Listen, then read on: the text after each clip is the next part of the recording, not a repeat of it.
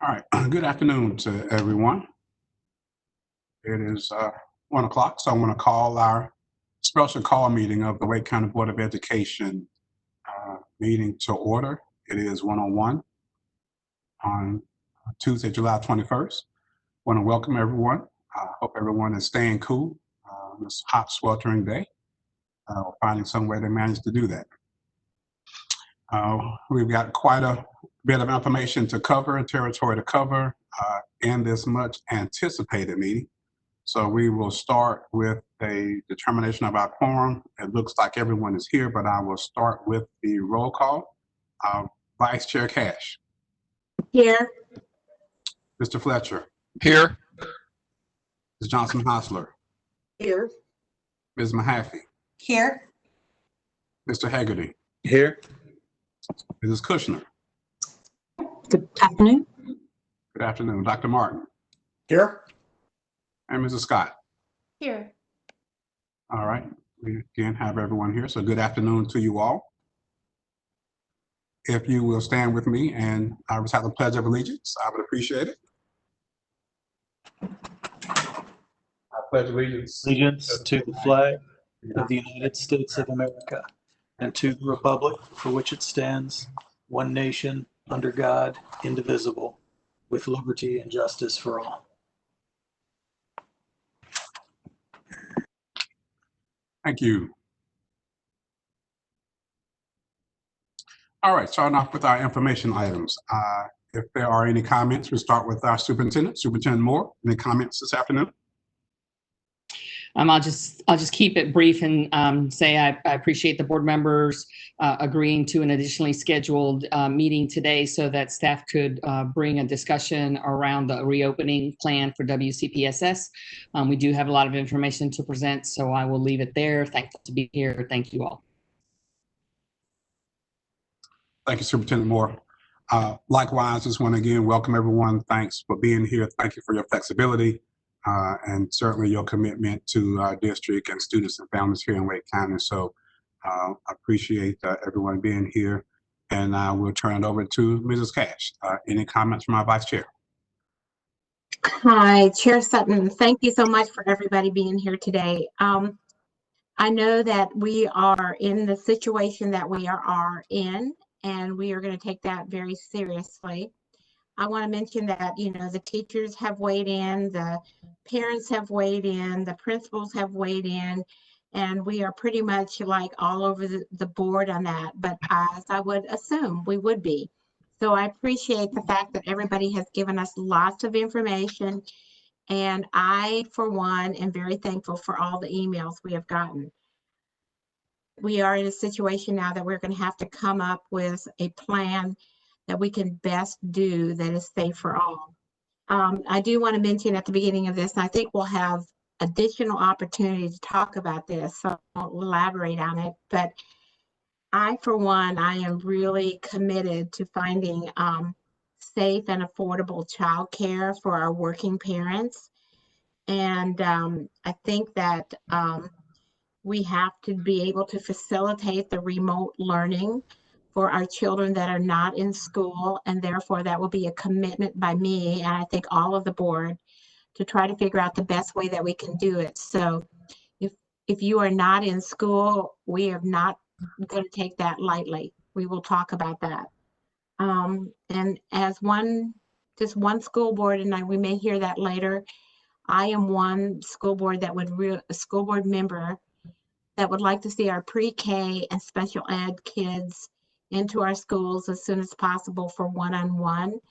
And in addition, I will like to see us move as fast as we will, as safely as we can towards getting our K.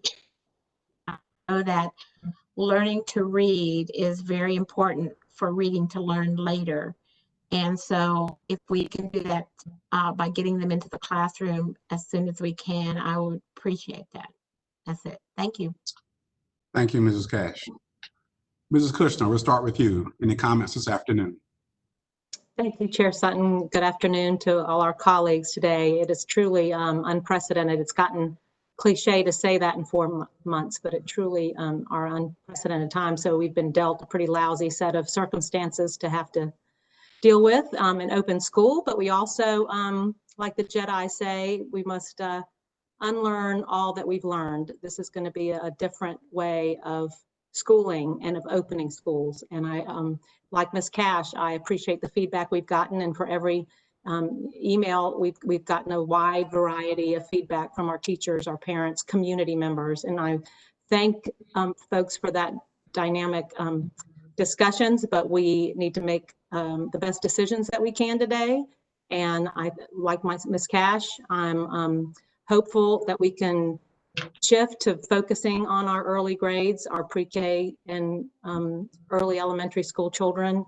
There's data that's changing every day on this novel coronavirus. We are learning more about how it's transmitted. We're learning more about the effects it has on adults and children. We're learning about changes in adults and adolescent transmission of this disease. So we have to be cautious. We have to recognize that there's no vaccine and that we are not fully understanding this virus. So I appreciate the support we've gotten from our Health and Human Services, both at the state and local level, but we also have to recognize it's not fair to put so much burdens on schools when our community needs to also support reducing the prevalence of this virus in our community. So thank you for allowing us to revisit and talk about our plans going forward, Superintendent Moore and the staff. Thank you, Mrs. Kushner. Dr. Martin.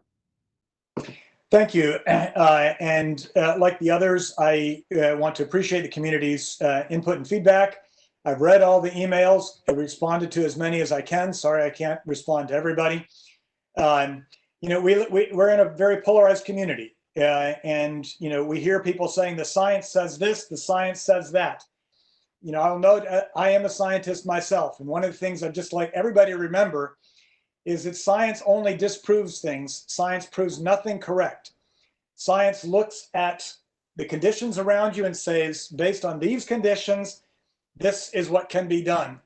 And I think that's really important for us thinking about how we open schools and whatnot. You know, we need to look at infection rates. When infection rates are going down, we can open schools. When infection rates are going up, we have to be much more cautious.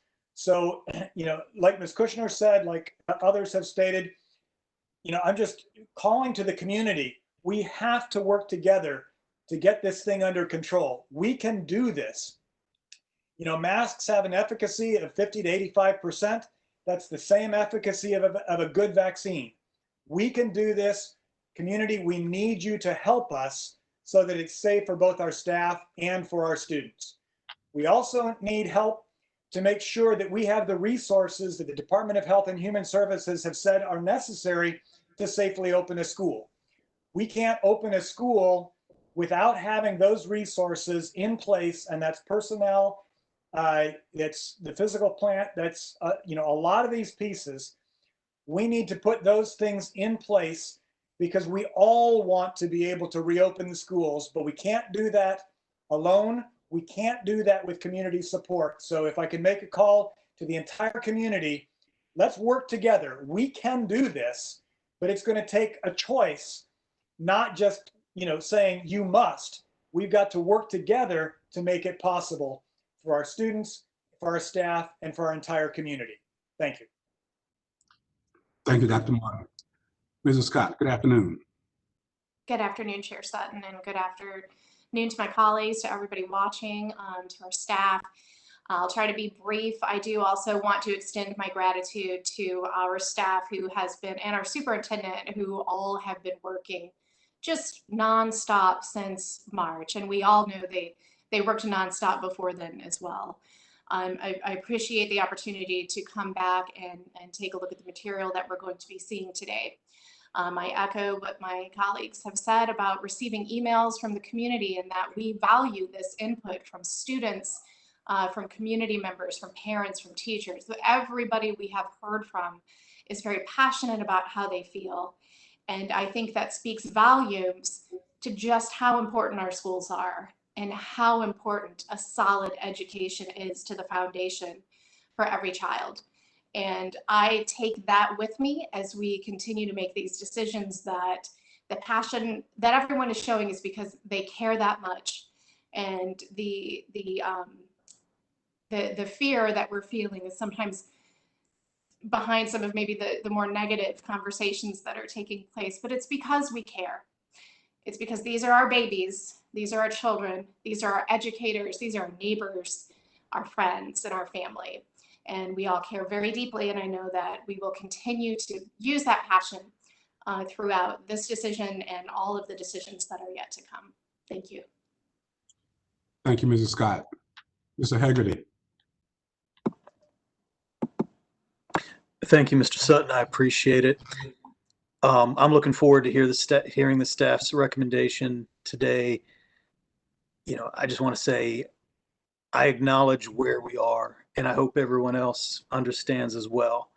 You know, we were given a set of guidelines to basically have to reinvent education and education delivery within the narrow confines of what those Department of Health and Human Services and NCDPI guidelines were. And we know it was difficult, and we know we came up with a plan B, doing our best to meet those guidelines.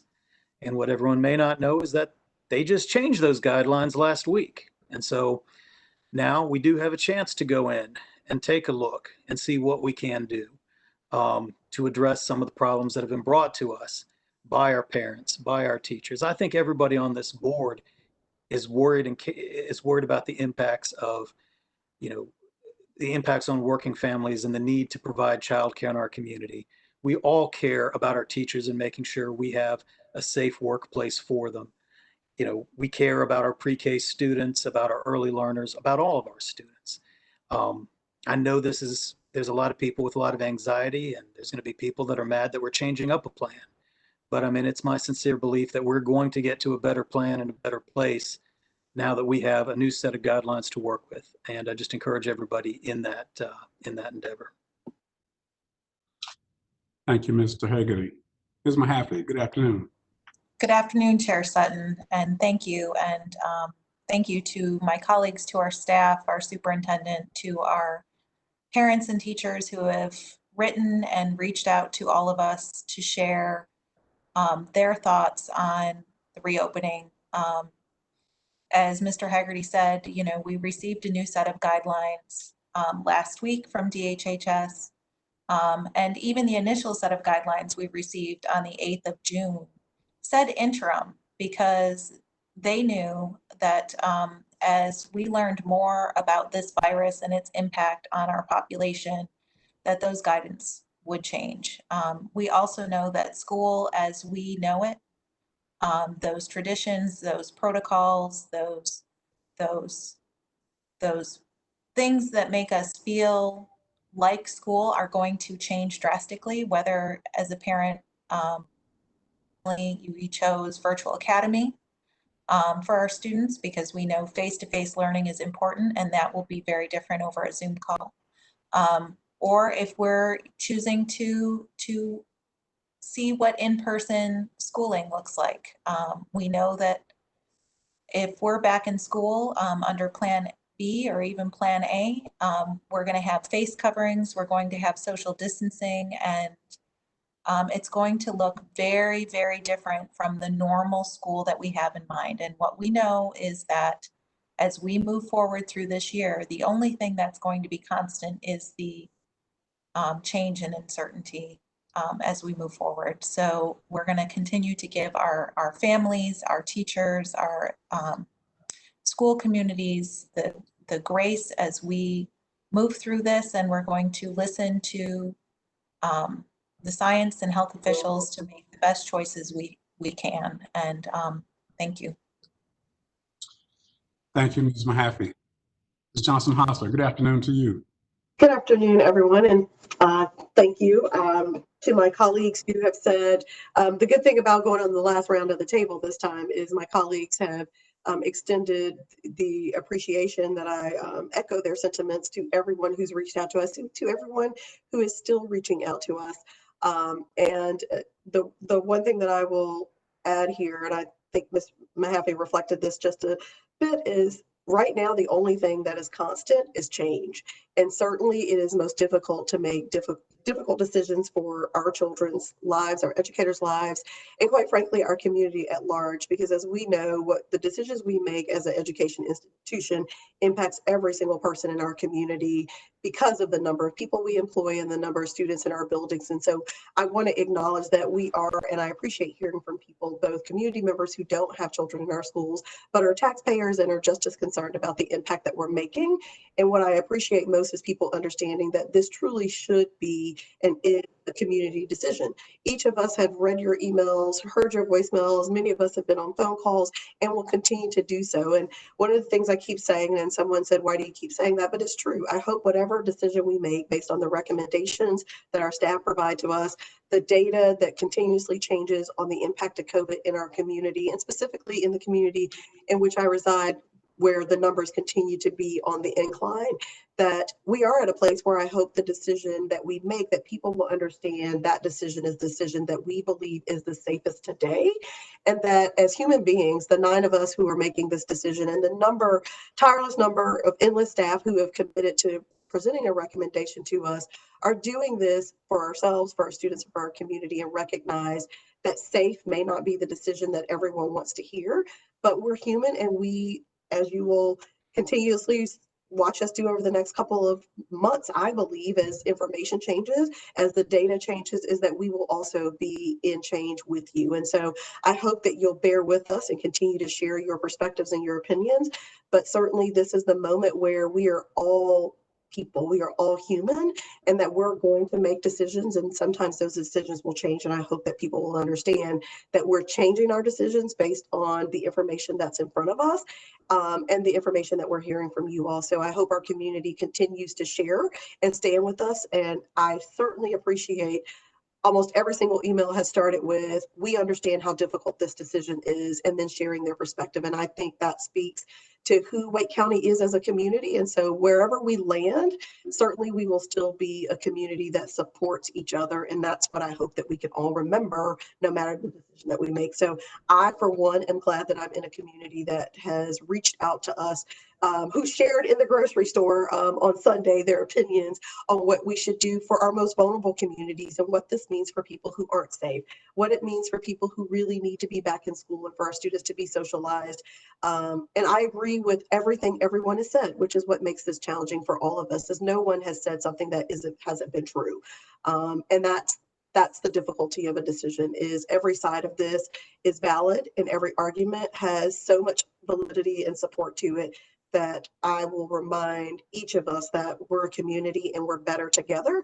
And as Dr. Martin said, if we commit to working on slowing down the impact in Wake County, then we'll all be better for it. So thank you all for your commitment and support of our school board. And I will end by saying, and hopefully you all remember, that regardless of the decision, that we are completely better as one community supporting each other. Thank you. Thank you, Ms. Johnson-Hostler. Mr. Fletcher, good afternoon. Good afternoon. I have little left to say, except that the COVID experience has exposed a lot of gaps in how our community is served by different governmental entities. It showed up first in the gap for medical services for our lower income communities, which typically are, which have a preponderance of students of color and families of color. It showed up in the lack of availability of high-speed internet and student devices. It's shown up in a lot of ways. And it's also showing up now in terms of the failure of our state government to have properly funded our public schools for the last decade and before. And this should be a clarion call to our community that the school district does what it does, and it does it well, with at least one hand tied behind its back financially. The challenges of meeting new expenses without any reserves, without new revenues to provide PPE, to do hand sanitizer dispensing stations on every corridor, et cetera, is clearly exposed here. And those factors will be part of what we discussed today, or what will undergird the discussions that we have today. So to kind of echo Dr. Martin's comments, I'll just add those, and I very much appreciate the kindness with which people express their heartfelt opinions, and look forward to continuing that conversation as we move into reopening our schools successfully and engaging every student in rigorous and meaningful education. Thank you. Thank you, sir. Appreciate those comments from everyone. So we are here this afternoon really with one action item, and that is to receive some additional information and updates from staff, and then to update our reopening plans for the Wake County Public School System for the 2020-2021 school year. Board members, you do have in your email from Superintendent Moore a revised précis that includes some additional information or language that does not require, I don't believe, a amendment to our agenda, but I do want to ask for an approval of the meeting agenda with the revised précis. So if I can entertain a motion again to approve our agenda this afternoon with the revised précis. Chair Sutton, this is Christine Kushner. I'll make the motion to approve our agenda, the revised précis. Second, Monica. I had a motion by Ms. Kushner and a second by Ms. Johnson-Hosser to approve our agenda this afternoon with the revised précis. I'll start with you, Mr. Fletcher, for the roll call vote. I move approval. I vote aye. No problem. Ms. Johnson-Hosser. Aye. Ms. Mahaffey. Ms. Mahaffey. Aye. Mr. Hegarty. Aye.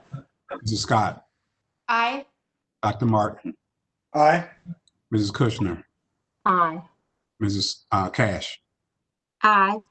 I vote aye as well. Our agenda is unanimously approved with the revised précis.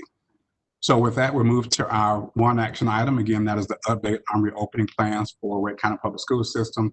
I'll turn it over to Superintendent Moore to begin. Good afternoon again, board members. Waiting for the presentation to come up. So we are going to bring today to the board an update on the reopening plans for WCPSS, and staff will provide a recommendation to make a change at the end.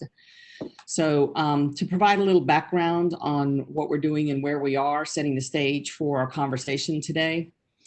We know that we brought to the board at July 14th some nuts and bolts around our Plan B and moving forward. And we told the board then that based on the fact that the governor was providing some revised guidance, that we would also want to provide an update to the board based on any changes or needs that became apparent as a result of the update from the governor and North Carolina DHHS, as well as anything that we found in our community and continued work with families and school staff so that we could continue to move forward.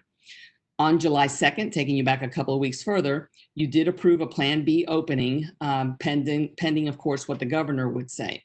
At that time, we felt that it was no longer appropriate to continue to suggest to our staff or families that a full opening or a Plan A, as the governor's office called it, would be possible for us. And nevertheless, we still had to await the governor's guidance. That approval came 12 days before the governor actually recommended a Plan B opening for all North Carolina school districts.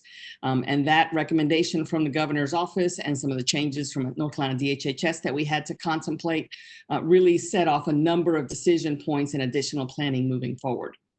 Those decisions included the launch of a virtual academy. It included redrawing more than 6,000 bus routes for ourselves, reviewing staff assignments, both at the central level and the school level, obtaining and distributing personal protective equipment, adjusting health guidelines based on the shifting health metrics and the guidance, preparing final plans for staff to carry out new protocols based on those guidelines. Also, since June 2nd, we have continued to solicit input from both staff and parents about their needs. And sometimes that input has been competing or conflicting. We are not always on the same page with regards to how we think we should approach the reopening of schools. And so this has led us to today's discussion, our next set of recommendations to you about how we can best transition to Plan B in a way that is logical and safe. So some details, moving on. So why are we shifting? What do we know now? So the governor's direction on July 14th. When we presented the earlier framework with a specific recommendation to open under Plan B, we did emphasize how it would allow us to pivot to Plan A or to a more restrictive Plan C based on state guidance or continued monitoring of key factors and metrics, as well as the feedback that we were getting. We now have more and additional information and are in a different place than we were even 2 weeks ago. As we have said from the beginning, first and foremost, the health and safety of our students, staff, and families is a priority in our decision-making. These three critical areas that are interplay are the governor's direction, the prevalence of COVID-19 in our community, and the strategies that we have continued to devote ongoing consideration and attention to as we look for reopening. So in the governor's direction, on July 14th, the governor extended phase 2 safer at home until August 7th at a minimum. The announcement also included direction for schools to open in Plan B at a minimum with the option of Plan C. And then additional amendments were made to the Department of Health and Human Services guidelines, and we will continue to respond to that evolving guidance. When it comes to COVID-19, we have seen in our communities increased hospitalizations of COVID-19 positive patients, an increase in the percentage of positive tests of all tests administered, and really a continuing prevalence of the virus in our community. In our strategies, as we have stated earlier, we are hearing concerns at both ends of the community and both ends of the continuum.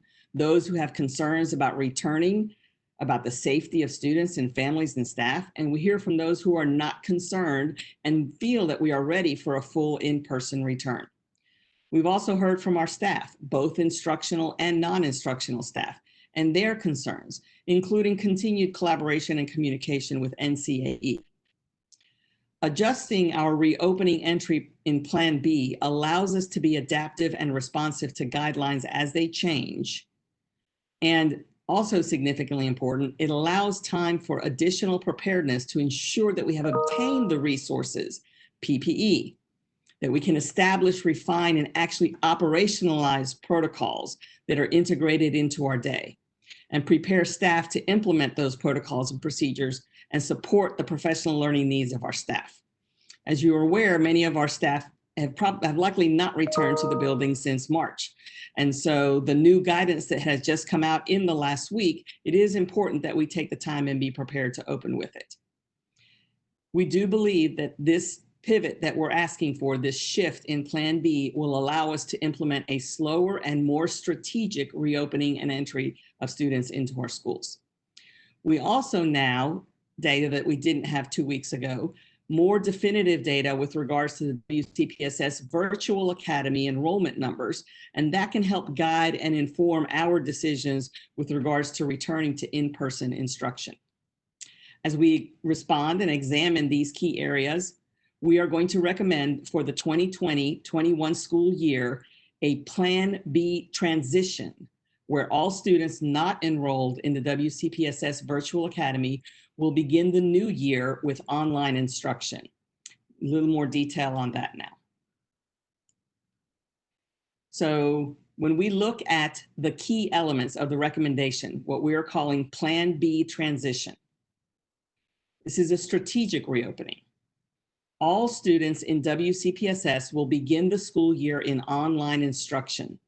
This initial online instruction is not delivered in a cohort structure where we were contemplating dividing the students into 3 cohorts.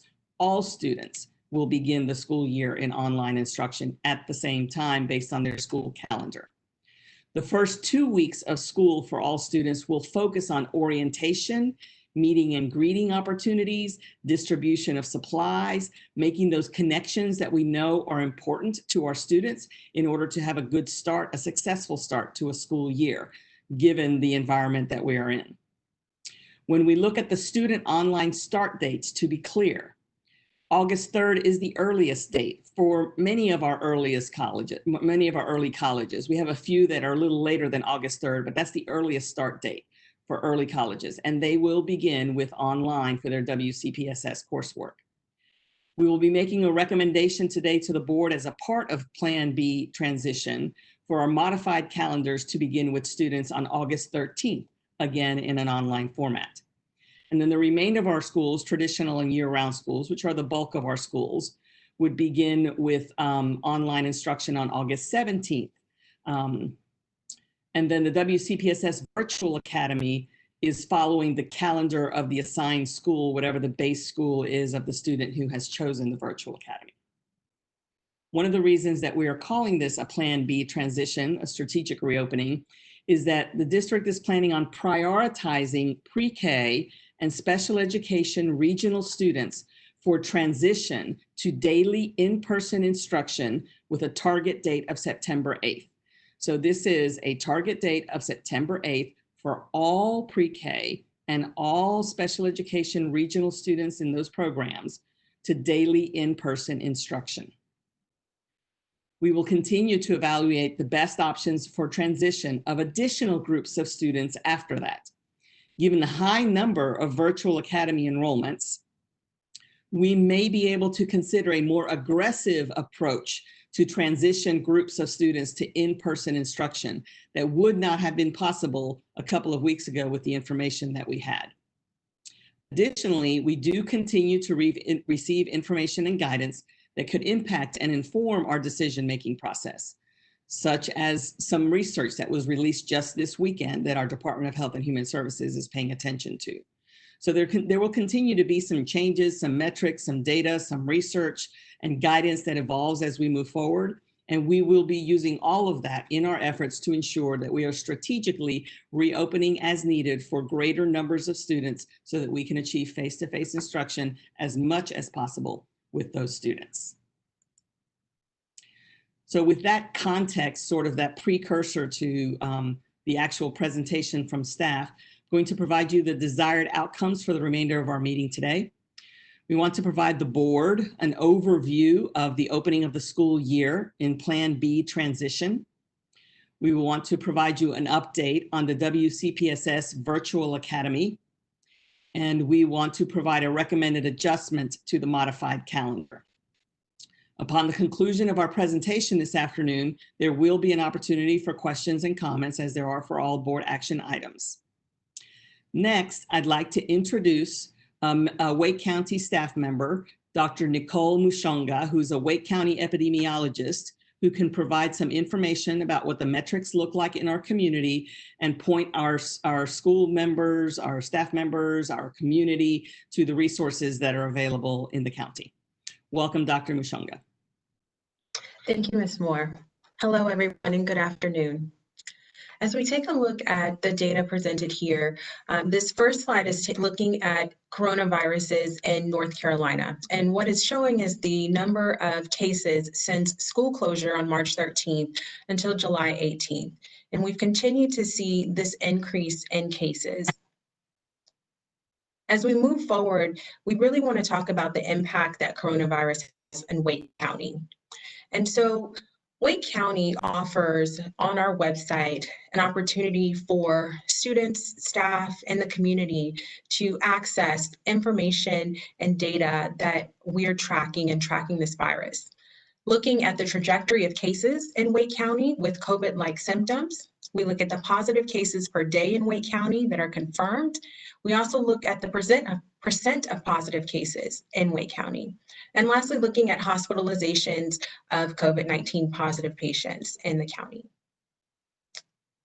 Okay, as we can take a look at our initial dashboard, and as we scroll down just a bit, this dashboard here shows It's updated daily and it gives us the total number of confirmed cases. It shows how many deaths, the average age, and the percentage of cases that are male and female.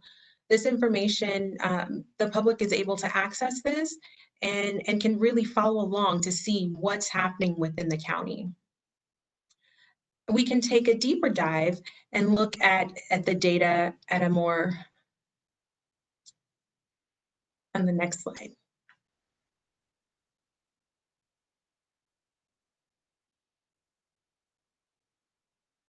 So as we take a deeper dive in the data, this shows the trajectory of COVID-like syndrome cases, which this is information that the state is also tracking, and it looks at this information for Wake County for the last 14 days. The next slide will show that Wake County's trajectory of positive cases per day. And then it also shows the percentage of positive cases per day of the number of tests that are given in the county. And the last section actually shows the trajectory of hospitalizations so that community members can follow along and see these metrics as they are happening here in the county and track them along with the state metrics as well. So thank you, Ms. Moore.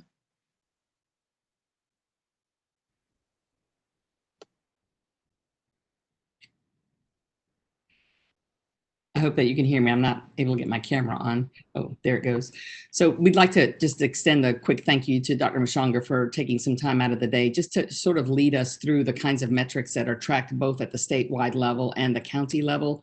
I do think it's important that our community access this resource on a regular basis so that we can see what the trends are looking like overall since the beginning of the virus, how they are recently, and not just the trend lines, but also the raw numbers that we see in our community, what the prevalence is in the community. All of these are important data points, and we do appreciate Ms. Mashonga joining us today to share this valuable resource and how to access it for our community, because it is a part of what we look at in collaboration with our state and local health officials as we make plans moving forward. So thank you again, Dr. Mashonga. I'll now turn it over to Dr. Lloyd Gardner, who will take over from here. Thank you, Superintendent Moore. Board Chair, Mr. Sutton, and members of the board, thank you and good afternoon. We are indeed traveling this journey together with the circumstances and the guidance that we're receiving changing and evolving almost daily. But despite the challenges we have with any of the options that are presented to us, please know that we remain committed to do our very best for our students and families, including a priority on the safety, health, and welfare of our students, families, and school-based staff. As additional information is provided to you this afternoon about Plan B transition, the information you're about to receive is divided into several sections. This first section will devote attention to teaching and learning. Drew Cook, Assistant Superintendent of Academics, will present this part, followed by Karen Hamilton, Assistant Superintendent of Special Education Services, who will speak about our pre-K and special education regional programs. This section will be followed by a focus on critical support areas that we know we need for Plan B transition. Those focus areas will include a focus on technology, child care programming support, as well as our food service. During that transition, I will introduce the speakers for those respective areas. At this time, I invite Mr. Cook to join us to speak about teaching and learning. Mr. Cook.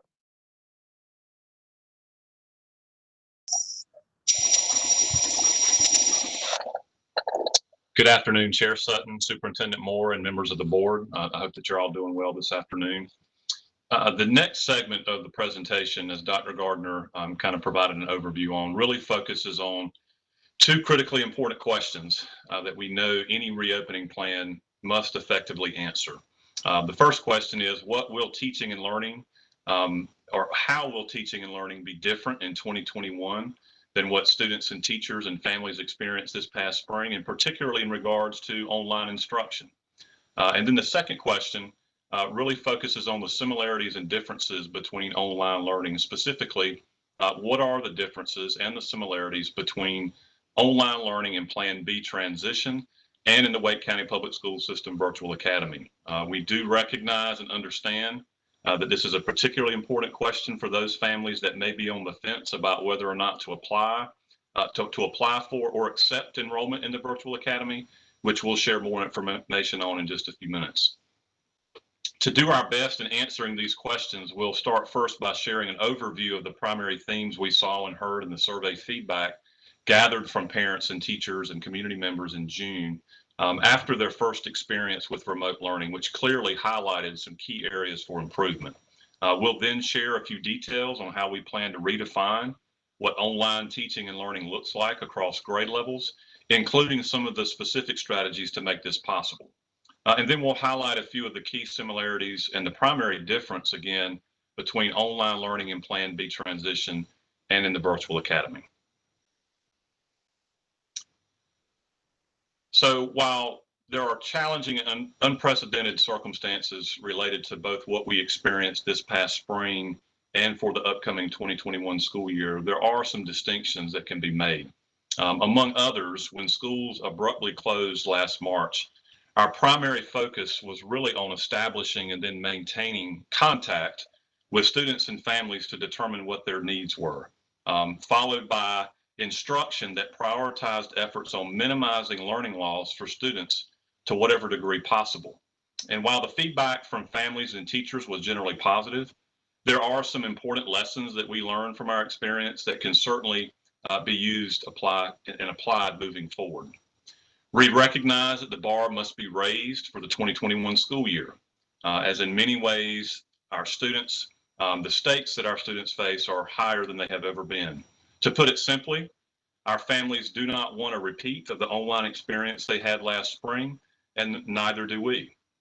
So some of the key themes taken from the feedback and lessons learned this spring include a clear desire for more consistent learning experiences and instructional expectations for students, a higher level of rigor, accountability systems and structures to be put into place to ensure that engagement is occurring on a regular basis, communication, which is an ongoing priority, access, which is important, of course, especially as we move to a fully online environment, where again, we want to ensure that we minimize and mitigate to the degree possible some of the challenges that we know that our families and students will face when it comes to technology and related supports. And so all of that means that we've got to be in a position to provide appropriate support structures for our students, our families, and for our teachers. So with these next few slides, as we think about some of these key themes and areas for improvement, there are several components of our reopening plan that will better define our expectations for teaching and learning in 2021, and again, particularly in regards to online instruction. First and foremost, unlike this past spring, expectations for instruction and learning will be more clearly defined. Core standards-aligned instruction will occur across all grade levels and content areas, which by nature will require new learning for students. Also, teachers will offer a balance of activities to provide students with a mix of online and offline learning in order to meet the individual needs of our students. This will include an average of at least 2 to 3 hours of live synchronous instruction per day, with some variance across grade levels based on age and developmental appropriateness. Daily screen time that's appropriate for a K-1 student, for example, is much different than what would be the case for a 10th grader. And just an additional note here, particularly when we're talking about scheduling, we know it's important for our families, and for that matter, our teachers and our staff, to know and learn as much as possible about the daily and hourly details on what exact schedules will look like for their students. We know that even in normal circumstances at this point in July, many schools are still deeply engaged in the schedule building process, with final decisions yet to be made and communicated to students and families about teachers and course assignments, daily schedules, and so on. This year, though, as is so much the case everywhere else, is an entirely different circumstance. In the past, even when maybe they didn't know a teacher name or a class period assignment, parents knew where their students would be and what generally they would be doing from roughly 7:30 in the morning to 2:30 in the afternoon, or from 9 a.m. to 3:30 p.m. So it didn't matter as much, quite frankly, about what class was when, or even who was teaching it to some degree. Now, in an online environment where students of all ages are working from home, This level of detail obviously becomes much more important, especially in our homes where multiple students may be competing for the use of a device or even internet bandwidth. Parents want to be able to plan for babysitters or work schedules. So we do understand and recognize the importance that this information has for our families. While it is impossible to provide all of those details now, the district and all of our schools will be working in the coming days to develop and finalize schedules for online learning in order to provide as much planning time for our parents as is possible given these new and unique circumstances. Schools at the elementary, middle, and high school level are hard at work today, for example, and will be for the foreseeable future in developing schedules based on student needs, work which will include pouring through the data from the course needs generated by tens of thousands of applicants for the Wake County Public School System Virtual Academy. So while it is unlikely and impractical that there will be a single common daily and hourly schedule that is developed for all students and all schools across the district, schools will be working within the same district parameters and guidelines for what instruction should look like each day, regardless of which school a student may attend, and importantly, regardless of whether or not a student is enrolled in the virtual academy or not.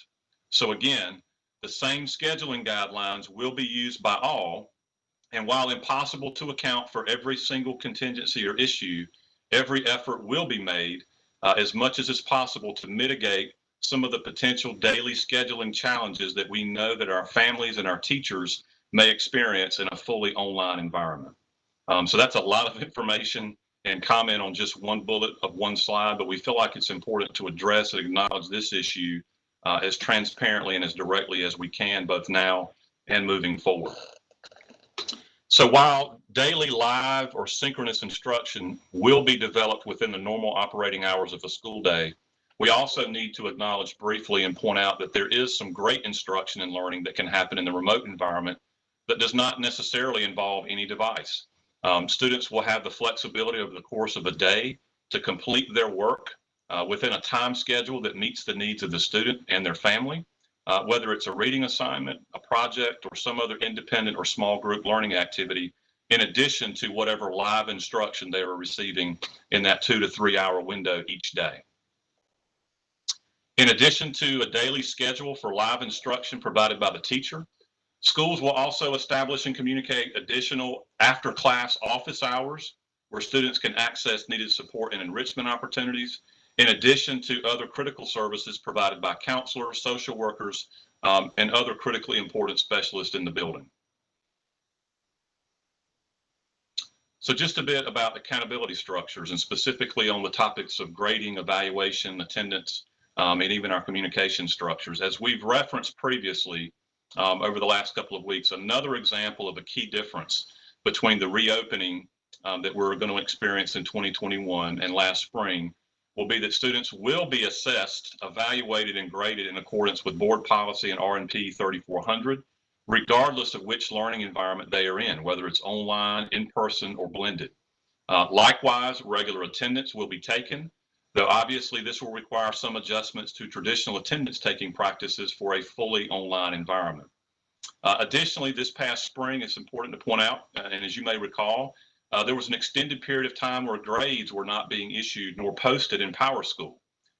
This left many of our parents feeling somewhat out of the loop, to say the least, in terms of being able to monitor and track the progress and performance of their students. The return to a more typical grading and attendance practice will include a return to the use of PowerSchool, which serves as obviously a vital two-way communication link between our teachers and our parents and guardians as we all work together to ensure that our students are making progress and staying engaged.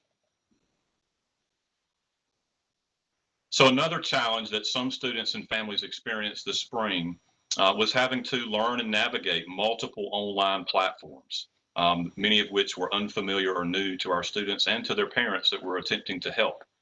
To address this issue in 2021, the district will be implementing guidelines for the use of learning management systems, known as LMS, to provide a more consistent experience for students and families across the district. By doing this, we really hope to accomplish several goals. First of all, students and parents will have a more consistent platform for learning, This will increase the time they spend on learning experiences as opposed to learning new platforms. Additionally, greater centralized technology support can be provided to students and families when they encounter problems using the LMS. And likewise, the district is able to provide greater teacher support by creating far more resources, lessons, assessments, and other activities that teachers might integrate into their daily lesson plans.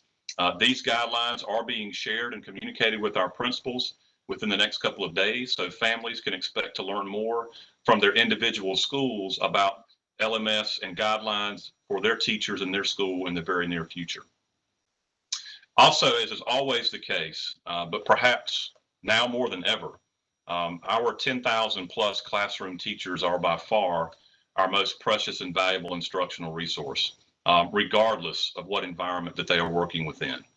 So providing them with the resources, professional support, and guidance that they need is absolutely vital to any successful reopening plan. Many teachers who responded to the district-wide survey that was administered back in May reported that they are comfortable delivering their curriculum in a normal classroom setting, but would clearly like more support in learning how to adjust the curriculum to make it appropriate and effective for an online environment. Additionally, many teachers, as you might expect, also indicated a need for more technical training that would support their efforts to be effective with online instruction. So professional learning and curriculum support efforts will be focused on these and other identified priorities based on the direct feedback and input gathered from thousands of our teachers across the district over the past couple of months. We also recognize the importance of sharing and effectively communicating information and support that will help our families successfully navigate through a fully online environment as well. In addition to continuing the development of instructional support resources and other learning materials, one of the most significant areas that we intend to address in 2021 in a way that was, quite frankly, impossible to do this past spring is with childcare, both for our staff members and for our families. The fact is, even with all of the other tools and resources and strategies, some of which I've mentioned over the last few minutes, even with all of those tools, if our working parents have young children in the home to take care of throughout the day, then clearly their ability to provide focused online learning or a focused online learning environment is greatly diminished, to put it mildly. So given the urgency and importance of this issue, Mr. Simmons will be providing an update with more details in this particular area in just a few minutes. So with that bit of context and background on kind of the why, the where, and the how, we plan to redefine expectations for online learning in 2021. With this slide, we'll address for just a moment that second critical question that we know families have, and quite honestly, many of our faculty and staff members have, which is what will be the similarities and differences between online learning in a Plan B transition and in the Wake County Public School System Virtual Academy. And to answer this question, there's really just one single distinction that should be made. Online learning in Plan B transition will provide the opportunity for students to move back to in-person instruction as soon as is safe and practical, whether it be in Plan B transition or in Plan A. So if you're a parent seeking to have your child enrolled in an in-person instructional environment as soon as it is possible to do so, then you would stay in Plan B transition, recognizing that, as has already been the case in just the last couple of weeks, continuously changing circumstances may indeed require adjustments in the future to our strategy and our planning around what that may look like. So to be clear, Plan B transition is the default option, so it does not require an application or any other action on the part of a parent. Conversely, the Wake County Public School System Virtual Academy will provide students with a consistent, continuous online learning environment through the fall semester or the full school year, depending on parent choice, regardless of a Plan A, B, or C designation. So if you are a parent seeking to have your child in a consistent online environment for either the fall semester or for the full year, with no possibility of being moved to in-person instruction at any point during those timeframes, then you would select the Wake County Public School System Virtual Academy as the learning environment for your student. And despite really this one primary difference, and it's a significant one. Despite that difference, it is important to point out here that both environments will offer rigorous standards-aligned instructional experiences through both live and non-live daily learning opportunities for our students, synchronous and asynchronous. So while there always be some nuanced differences from school to school or even class to class, as to some degree has always been the case in education and learning, the online experience for students in Plan B transition or in the virtual academy should be largely similar, as instruction will include the use of the same curriculum, instructional practices, and online learning platforms, all delivered using the same scheduling parameters that will guide school decisions across the district. So that's an overview of what teaching and learning will look like in both online environments. And again, Dr. Thompson will be sharing more information and updates on the virtual academy a little bit later in the presentation. So with that, at this time, I'll turn it over to my friend Karen Hamilton, who will take us into the next phase of the presentation. Thank you. Thank you, Mr. Cook, and good afternoon. As we've discussed previously, one of our goals is to bring pre-K and regional program students who, for the most part, can achieve social distancing back into the classroom with their teachers as soon as feasibly possible. At this time, our target date to return these students to daily in-class, in-person instruction is September the 8th. Three factors play a major role in determining whether we can bring these students into the classroom. And for the purpose of this conversation, these factors are actually dependencies that must be in place in order for us to meet this goal. They are sufficient staffing, transportation, and sufficient and appropriate PPE. At this time, we are in the process of determining how many of our teachers will return to pre-K and regional programs. This includes the assessment of the number of teachers who will need accommodations through COVID, but also includes teachers who, for some reasons that we may not know, may not return to their classrooms or to their schools. The target of September 8th provides us with time to assess returning staff, returning students, and provide for services to each of our students. Transportation, as you know, is critical. No matter how prepared we are, due to health guidance and social distancing guidelines, if transportation cannot be provided to students, our plan for services is on hold. At this time, with our move to Plan B transition, our transportation partners can begin routing for pre-K and regional program students, determine the number of buses, vendor transportation, and safety assistance needed in order for us to be ready for September the 8th. Lastly is the element of PPE. Not only does PPE need to meet the required safety and health guidelines, many students served in regional programs have complex needs and require the opportunity to see the faces of their teachers. Examples would be students who have hearing impairments, or for those students who require a sense of safety and routine that often comes from the reassuring faces of their teachers.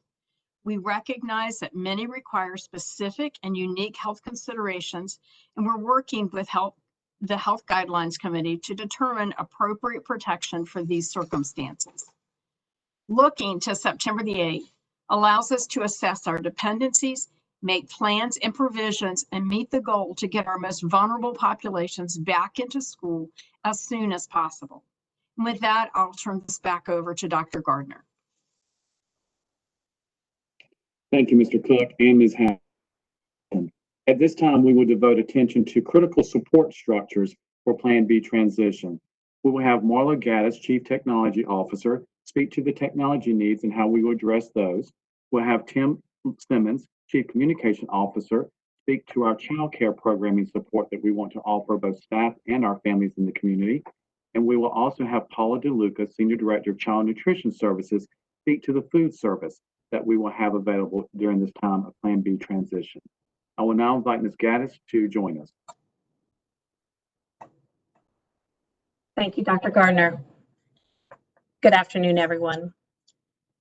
I just want to let you know that regardless of how we return in the fall, the goal for student technology in the district has been to provide every student a device for use for learning at school and at home by fall of 2021.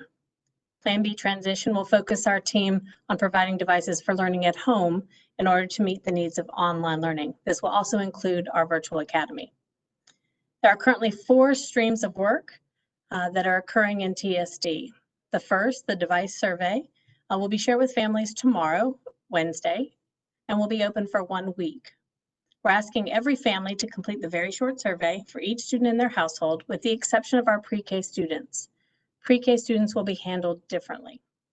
The survey will be available in Spanish and English. And for our families at home without digital access, we will ask that they call the school to get help completing the survey.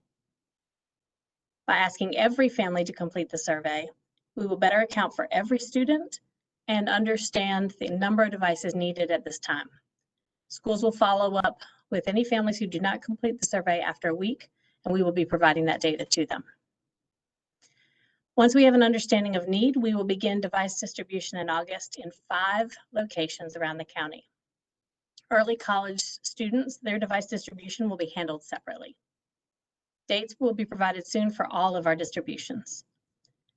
Technology services is staffing the distributions while making sure health guidelines are being adhered to. Families will be able to go to any of the 5 locations during the 2-week window to check out devices needed for their family. This will hopefully prevent a family of 3 from having to go to 3 different schools to pick up any technology they need. In addition to getting the technology, there will be a brief orientation on how to use the device while they're there. We do plan on offering some extended hours for our families.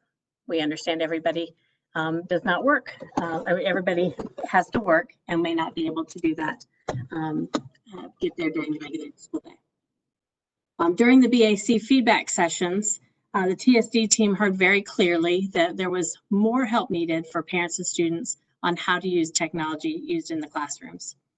We're now developing how-to guides, technology guides for our students, our parents, and our teachers. This will hopefully better meet the needs of each of our stakeholder groups. Our focus right now is in 3 areas: getting started, digital resources, and our online safety. In getting started, we'll be covering things like how to use the device, how do I get one, and how do I log in. Digital resources will have more information about the resources that are offered and how to complete basic tasks within those resources. And finally, online safety will include what is technology responsible use, what are some online safety tips, and how do I keep my data private. We're starting small at first because it can be extremely overwhelming, but we'll add more as the year goes on. We'll also have a form to submit if you have additional needs and would like us to complete some more guides. And finally, in the spring, we were able to open up a student and family help desk that allowed families to call in or submit a form online. The help desk was staffed by many people, which we're very thankful for. Our digital learning coordinators, our technicians, other technology services staff, volunteers from the Center for International Enrollment, our school library media coordinators, and our tech contacts. But because many of these staff work 10 months in a year, we were unable to continue the phone line during the summer. The form, however, is still active and our families can still submit help there. But in order to open the phone lines in the fall, we have been working with HR to rework some of our positions and hope to hire a couple of positions, staff members to lead this work going forward. During this new help desk, we will also be offering some extended hours as well. Our teachers can receive support around technology as they always do through our digital learning coordinators, through their school library media coordinators, as well as our staff help desk. As always, Technology Services is excited to serve and support our families, students, and our staff. And with that, I turn it over to Mr. Simmons. Thank you, Marla. The next section here is one we've talked about several times before, more specifically about the childcare aspects of this plan. One need that will increase significantly in any form of Plan B is childcare, and of course it'll be critical to the successful Plan B transition. The first step in this process is providing a free childcare option to WCPSS employees who have children in grades kindergarten through 6th grade. We anticipate providing this option beginning on the first day of the school year for teachers. This is so obviously that their work is able to be carried out. Offering this at the school or the work site will obviously be easier in a Plan B transition. We are working with community groups to locate and underwrite pre-K slots for employees, and we hope to announce details of that initiative by the end of this month. What's important here is that we've had to divide from our previous discussions into two groups, kindergarten through 6th grade and then pre-K, as the pre-K slots are going to be more difficult to fill. Based on the response of our community partners and our school system capacities, the next priority after employees will be families with children in grades kindergarten through 6, and updates on that effort are expected in the next 7 to 10 days when we will reach out to let the community know availability. The goal in that endeavor is to provide families childcare at specific price points, from free to below market rates. Those price points are the details that we are working on that we hope to release in the next 7 to 10 days. This effort does not envision free or subsidized care for all parents. It will, however, work to provide childcare for those who need it most. It is obviously critical for the economic and academic support of our community that we get this piece in place. And we would be remiss if we did not name and offer thanks to some of the partners that we have in this endeavor, specifically the A.J. Fletcher Foundation, the John Rex Endowment, Wake Education Partnership, local Parks and Rec programs, Wake County government, the Boys and Girls Clubs of Wake County, and Activate Good. As you can see, it's a fairly broad range of folks. And I want to offer a special thank you to the YMCA of the Triangle. Their willingness to explore options and take financial risks for the benefit of our community have literally made this initiative possible. So at this point, I will pass it to Paula to talk about child nutrition services. Good afternoon. Thank you, Mr. Simmons, and good afternoon, Chair Sutton, Superintendent Moore, and members of the board. As we plan for the reopening of schools, Child Nutrition Services is fully committed to continue providing support to our students and our families. In the Plan B reopening, for all students in virtual academy, and when students are receiving instruction remotely, there are plans for curbside service at strategic locations that are currently being determined, as well as times for food distribution. Up through August 31st, all students will receive their meal at no cost. This includes meals served to students via curbside, as well as those students that are at school for in-person instruction. After August 31st, operating under a different set of required federal regulations, students eligible for reduced price meals and those eligible for free meals will receive their meals for free. That includes both breakfast and lunch. And then the students that are not eligible for free and reduced price meals will need to begin paying for their meals.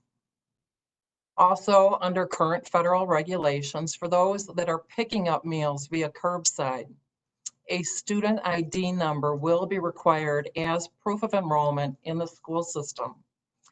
If an adult picks up meals, they will need to prove that they are the parent or the guardian of the student if the student is not present. This will be done through confirmation of a parent and guardian name that is on file in PowerSchool. If federal regulations do change, there is a possibility that our service models will also shift.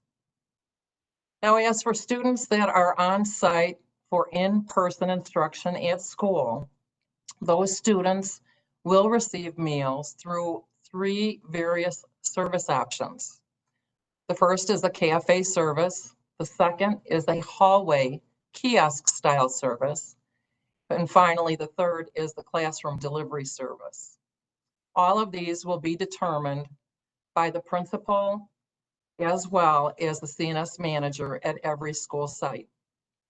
And then finally, our big bus food truck pop-up service will not continue.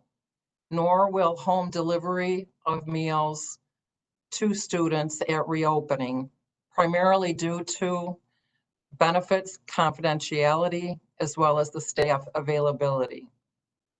As our federal waivers expire, we will shift to meet regulations. And if federal waivers are extended, we will adapt our food service as needed. At this time, Superintendent Moore will provide a summary recapping some of the important factors of the Plan B transition. Thank you, Paul, and thank you all who have presented so far. Want to just sort of bookend the information you've heard thus far from staff to reiterate the main points of what we are recommending with the Plan B transition.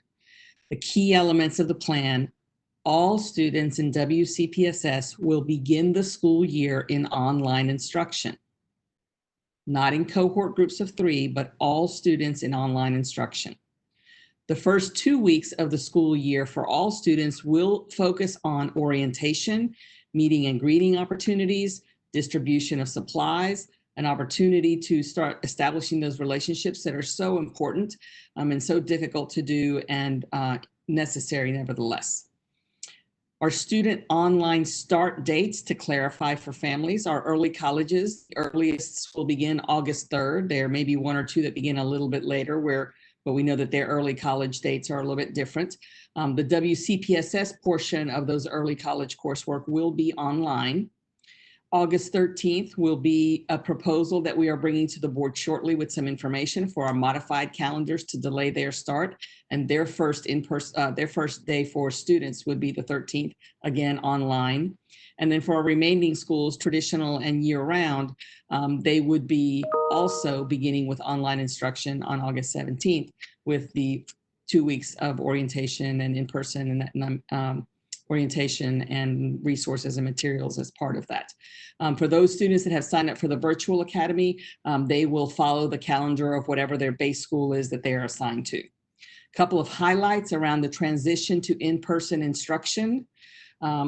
We have a target date of September 8th to transition our pre-K and special education regional program students to daily face-to-face in-person instruction. This is all pre-K and all special education regional program students with a target date of September 8th for in-person face-to-face instruction. Other students will transition to in-person instruction as practical based on the information and the things that we've already put before you as we continue to assess and monitor what our community metrics look like, the staff readiness, the PPE readiness, the protocols in place, and then the other necessary structures to ensure that we're ready to go. This will be a time that we continue to collaborate and work with our teachers and staff in schools and our families so that we can successfully transition slowly and strategically different student groups as we move back into person-to-person instruction. We are not sure how long we will remain in online instruction for the other groups and how groups will be staged and moving in. That will be additional details that we will provide to the board as we get more guidance from DHHS. And see what's happening with our community metrics, the research that's going on, those kinds of things. So at this time, I will turn it back over to, I think that is it Lloyd again, who will keep us moving into, oh no, it's Ashley. Ashley will be transitioning and providing some virtual academy updates. Ms. Moore, it is me. Yes. Let me just stop here.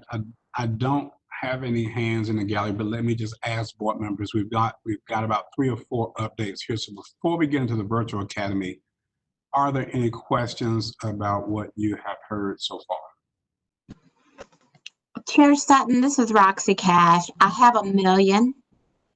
So I don't know where to put those in. I think that would be better at the end. Okay. All right.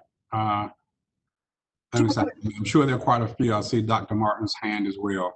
So I don't want to get too backed up with questions. So I don't want to go too far without allowing some opportunity. And I'm sure there'll be quite a few more with the virtual academy.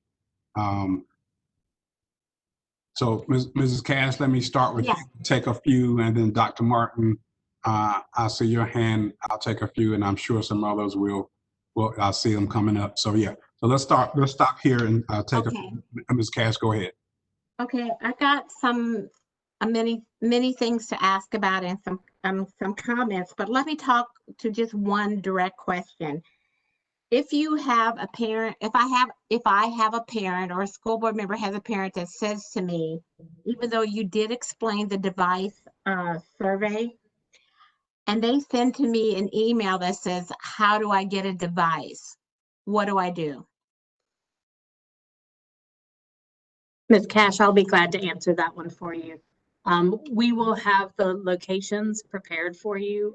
We should have them by the end of the week of where those will be and the dates. We hope to have the dates probably will be next week, but we'll have locations for you and you'll be able to send them to any of those locations to pick up what they need.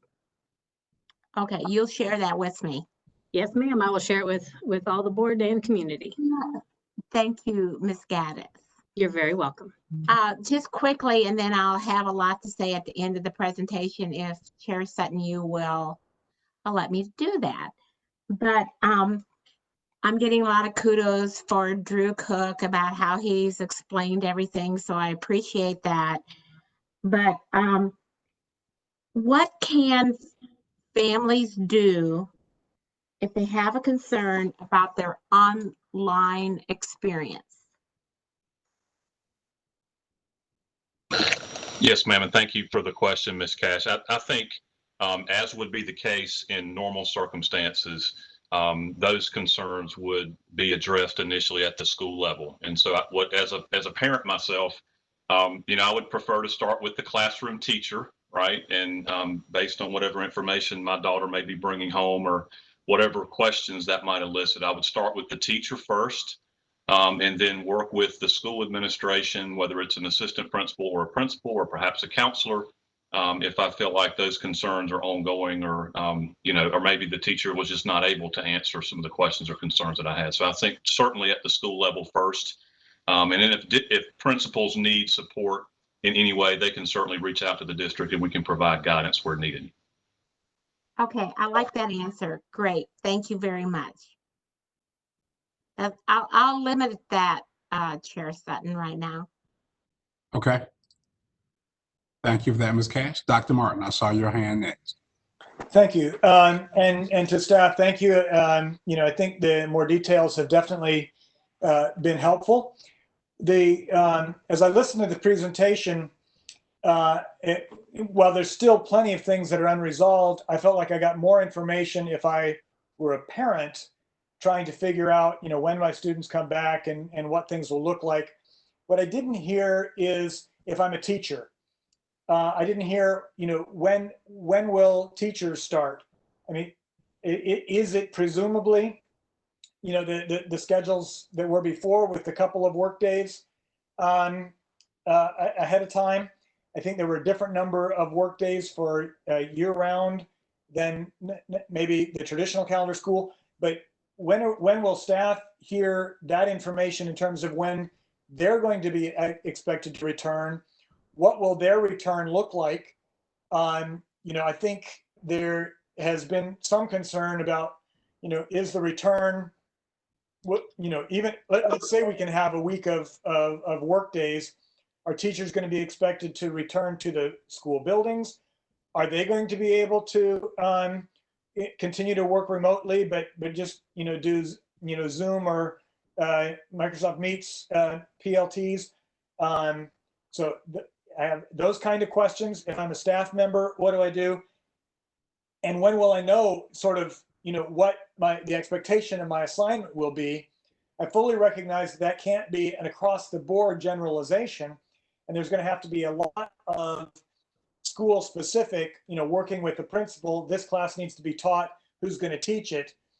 But it strikes me that, just like when we talk about curricula at, a global system level, which will be very different K through 12, it feels to me like we need some kind of system-wide guidelines so that staff can have a general idea of expectations, so that we don't get some staff who end up doing everything and others doing a more limited role. It feels to me like there should be some system-wide guidelines so that people can sort of check and say, yeah, the expectations that I'm being asked to fulfill are, in keeping with sort of the system-wide guidelines. So just a number of questions there around the general theme. When are we going to get this same level of input to staff like you've given for family? Because I know we have a lot of teachers that are watching these meetings.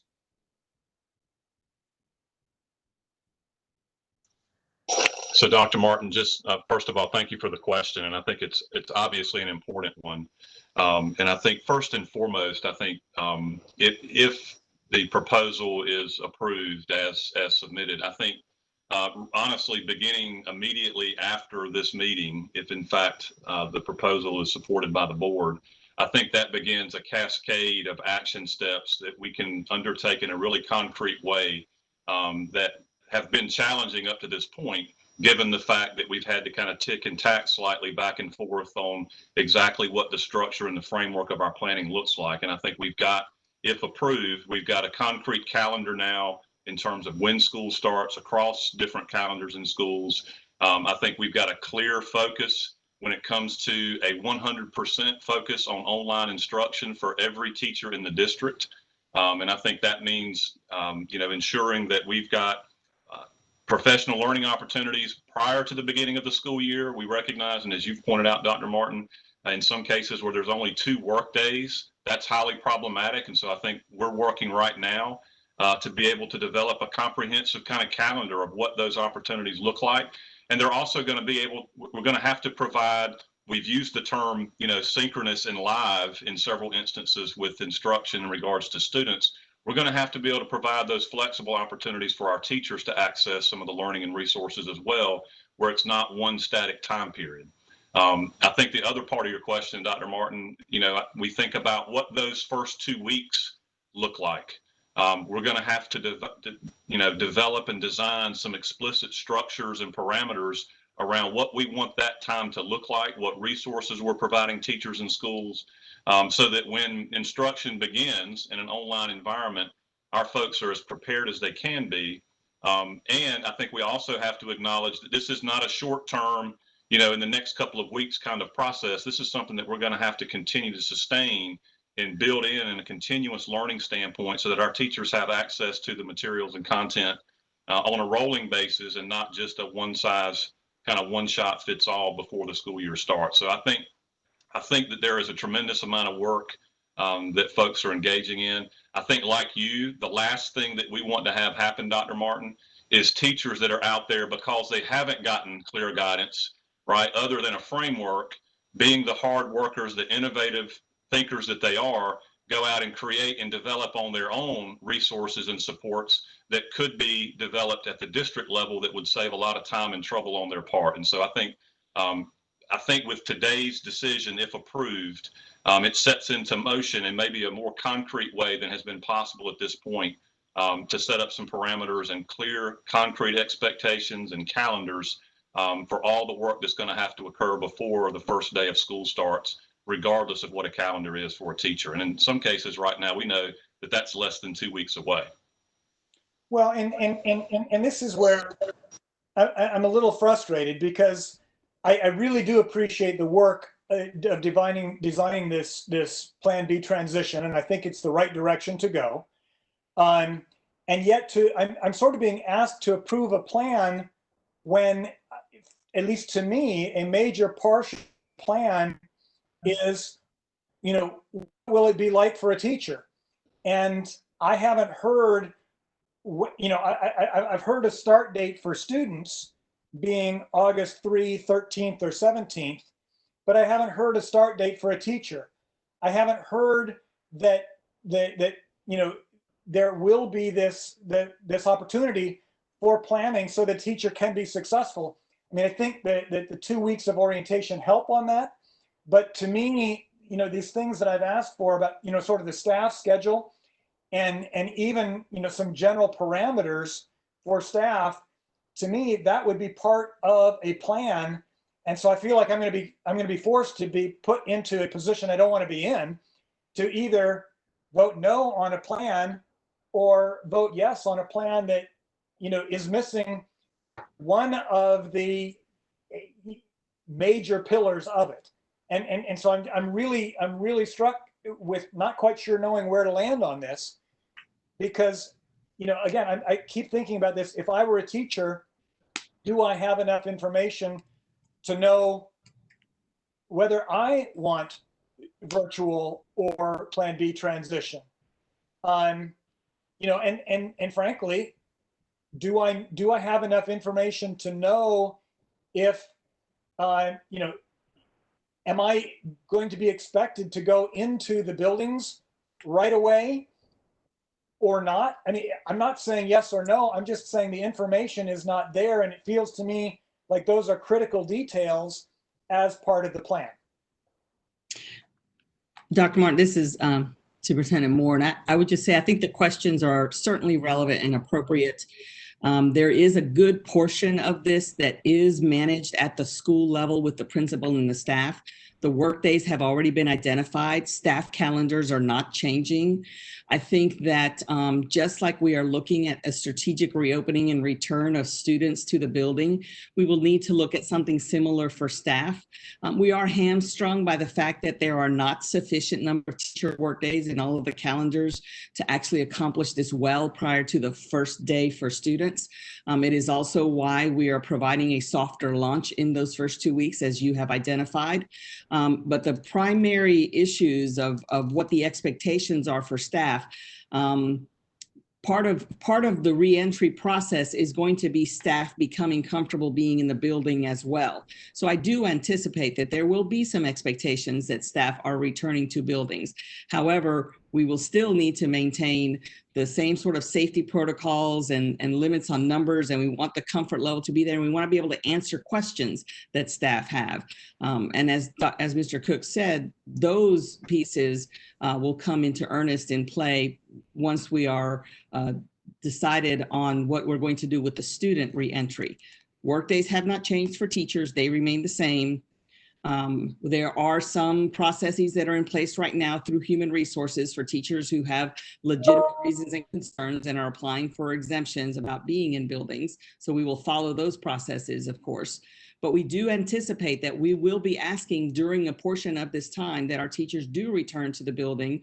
Again, safety and health at paramount, because otherwise they won't ever be able to build the runway, test the protocols, practice the scenarios that are needed for whenever we do return to in-person instruction. So there is an element that's unknown in what you're asking for, and that is still work that is before us. Thank you. And I'm going to appreciate that I recognize some of it is unknown. At the same time, just like there's lots that's unknown in student schedules. And I just think it's really critical for us to try to get at least some frameworks for teachers out as early as possible.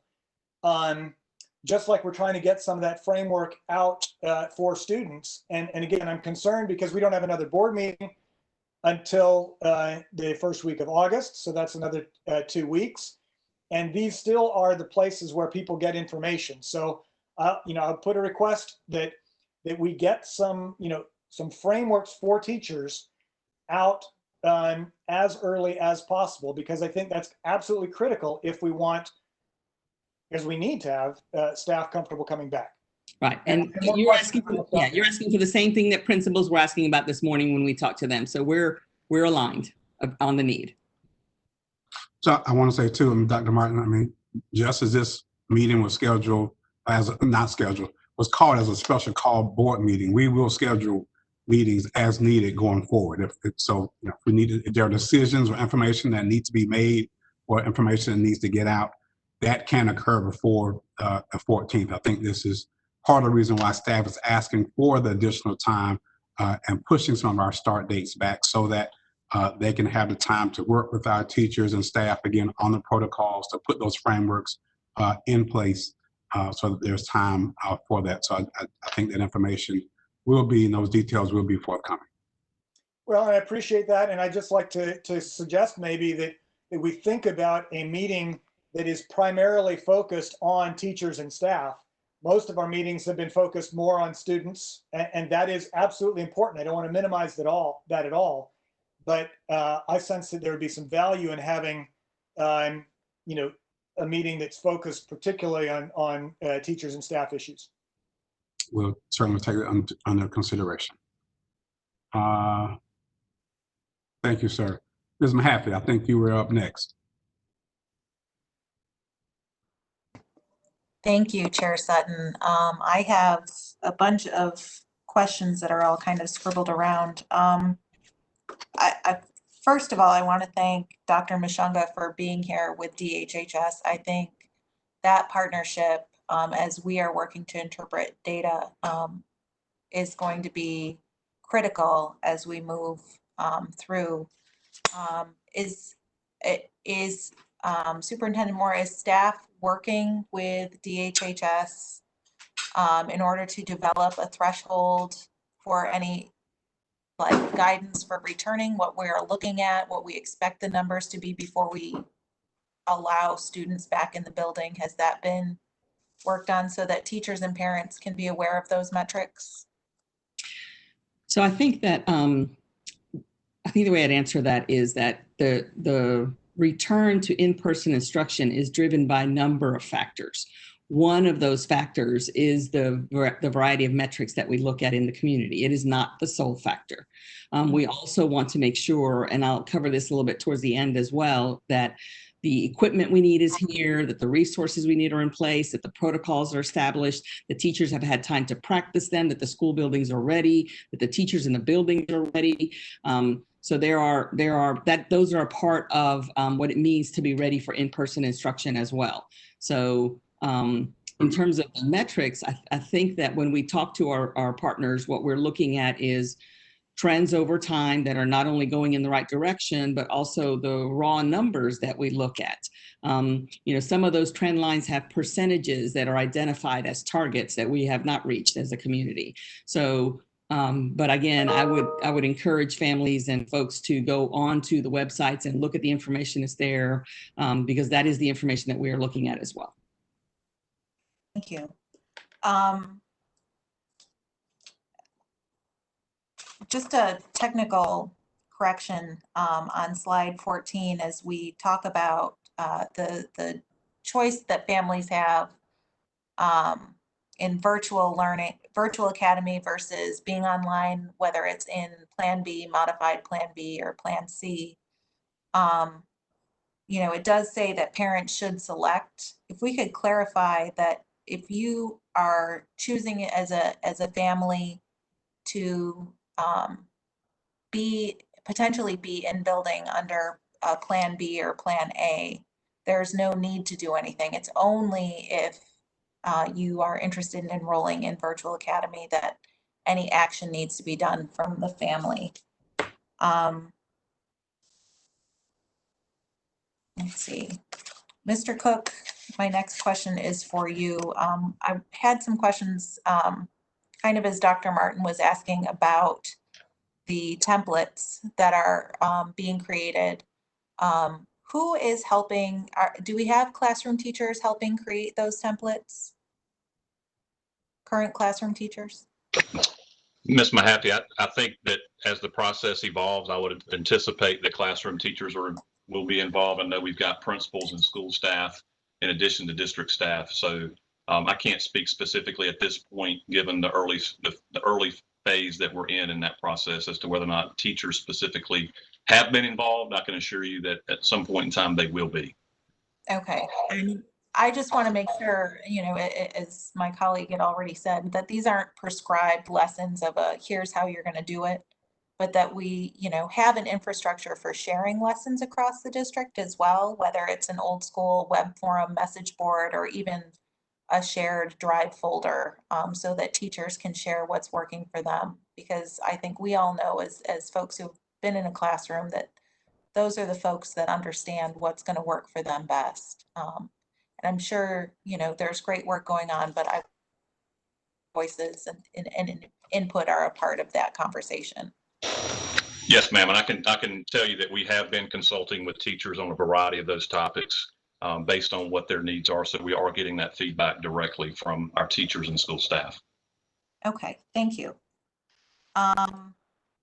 And I'm hoping that as we move forward in this new space, that we can get some sort of resources for parents, whether it's a glossary of terms, what synchronous learning means, what live learning means. I know I heard Ms. Gaddis say we're looking at potentially, help for parents in regards of not just the help desk, but other FAQ documents, just so families feel like they understand and aren't bogged down by edge-speak, as we call it. Let's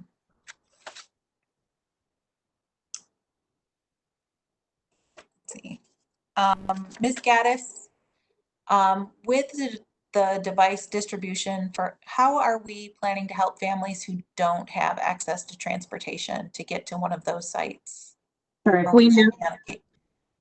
if we know of families who cannot get to the sites, we will most likely work with our transportation partners as we did in the spring, and/or we'll find other ways to make sure that they get them to their homes. Okay, and for our families who are bilingual, who prefer to engage in a different language, will translators be available? Because not everyone at the school, speaks all the languages that are found in families at the school. Yes, ma'am. It's on our to-do list for sure to make sure there is someone there. Okay, great. Thank you. Ms. Hamilton? I'm glad to hear that we're getting the regional programs and that's getting started up. What kind of outreach is being planned for special education families whose students are not in a regional program? How will their goals be addressed and measured? Any modifications? Work with their case manager, IEP meetings, and other related services and supports be handled? That's a great question. We're planning on a communication going out before the end of the week for IEP goals that can be implemented in a virtual environment. Then of course we'll go ahead and do that. We're moving to teletherapy for related services rather than the more broader measures where we addressed IEP goals previously. Also, if student IEP goals cannot be addressed as they're written, and the environment that we're going to start learning in, then we have a process for families and for school teams, for IEP teams, to walk through student goals and how they might be delivered in virtual environments and how we can progress monitor those. And will that be done, let's say we have a family who is hoping to go in person through Plan B, Plan A. Will they be looking at a goal under a virtual learning environment versus a socially distanced in-person environment at the same time, or will that shift as our plans shift? Yeah, I think that's a great question. I think as we are just framing this up, we're in transition about how we're thinking about that.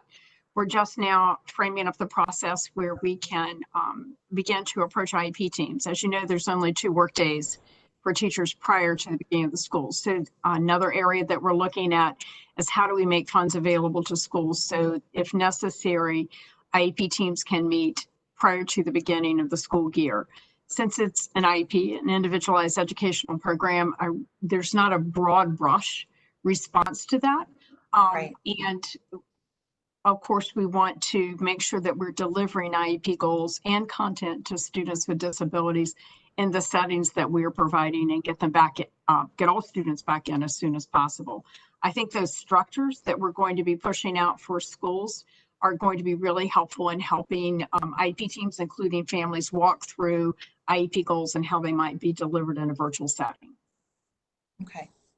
And since you were speaking on pre-K and regional programming, we know that our regional programs and our pre-K centers, they're a very different and a unique classroom than what we would see in a classroom. Well, my question is, how are we going to look at nap time, restroom services, food distribution within those pre-K and self-contained classrooms And how are we helping those teachers and staff members work and learn about how they may need to modify the organizational structure of their day? So I think I have a couple of responses to that. First, I want to tell you that our teachers are our most valuable resource when we are talking about our regional programs and pre-K classrooms. I also don't want to underestimate how good they are at working with their student populations. Having said that, it's important that we provide them with appropriate protections. So we're working with the health services guidelines to look at appropriate PPE. As you might imagine, those classrooms present us with a number of medical challenges long before we had COVID. So the ability to provide for sanitation and for the health and safety of our students existed before COVID, and it's just going to be extended into the circumstances that we're in. I think my most immediate step, as I discuss the dependencies, is to get the appropriate PPE that not only provides protection under health and safety guidelines, but allows students to see the faces of our teachers. Thank you. Superintendent Moore or Dr. Gardner, my next two questions, I'm not sure exactly who to address them to. I know we've asked a few times about the cost to implement Plan B. Do we have any updates on what we are looking at cost-wise for the implementation? I will start that, Ms. Mahaffey. Right now, we are working with our purchasing department as far as the bids that have gone out for various PE equipment as well as cleaning supplies. And once we resolve those bids and see which action will have a better price point to put on the fiscal implication chart for you and to share with you. But we're doing it by categories, both human resources that might be if we were to try to get additional staff, but we're also looking at it with PPEs as well as cleaning, disinfecting supplies, as well as any food services devices that we have to get to support Paulo DeLuca's child nutrition plan. So much of that is in the process of closing and bidding, and we will be coming back together to give you that. Okay. And then, as we talk about the shifting role of teachers as we move from in-person to remote learning environments, I'm curious, what are the roles for classified staff in a remote learning environment?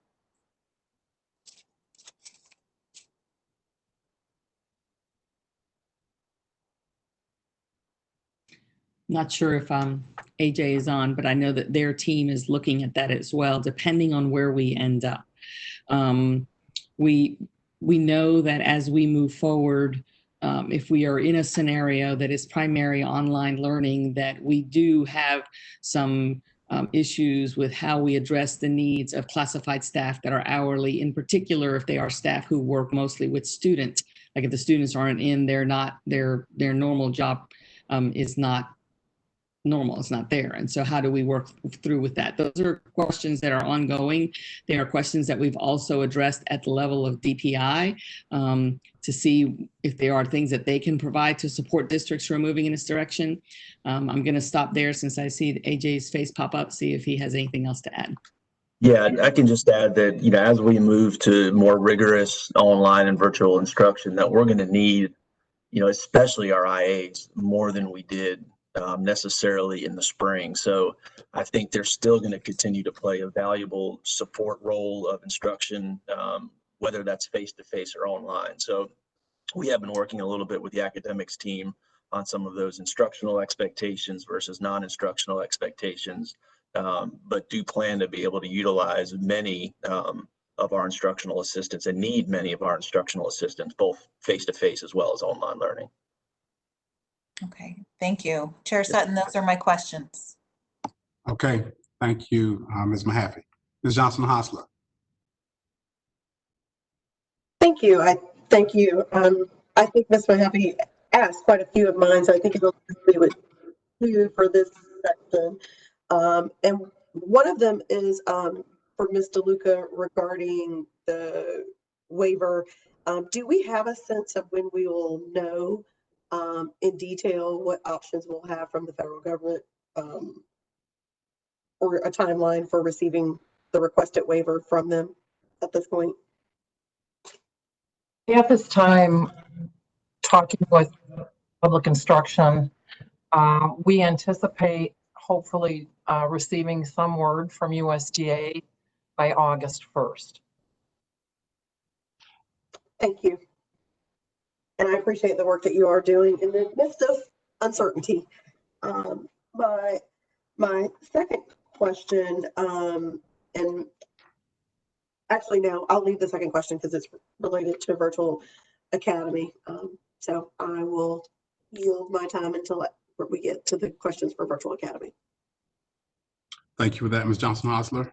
Mrs. Scott.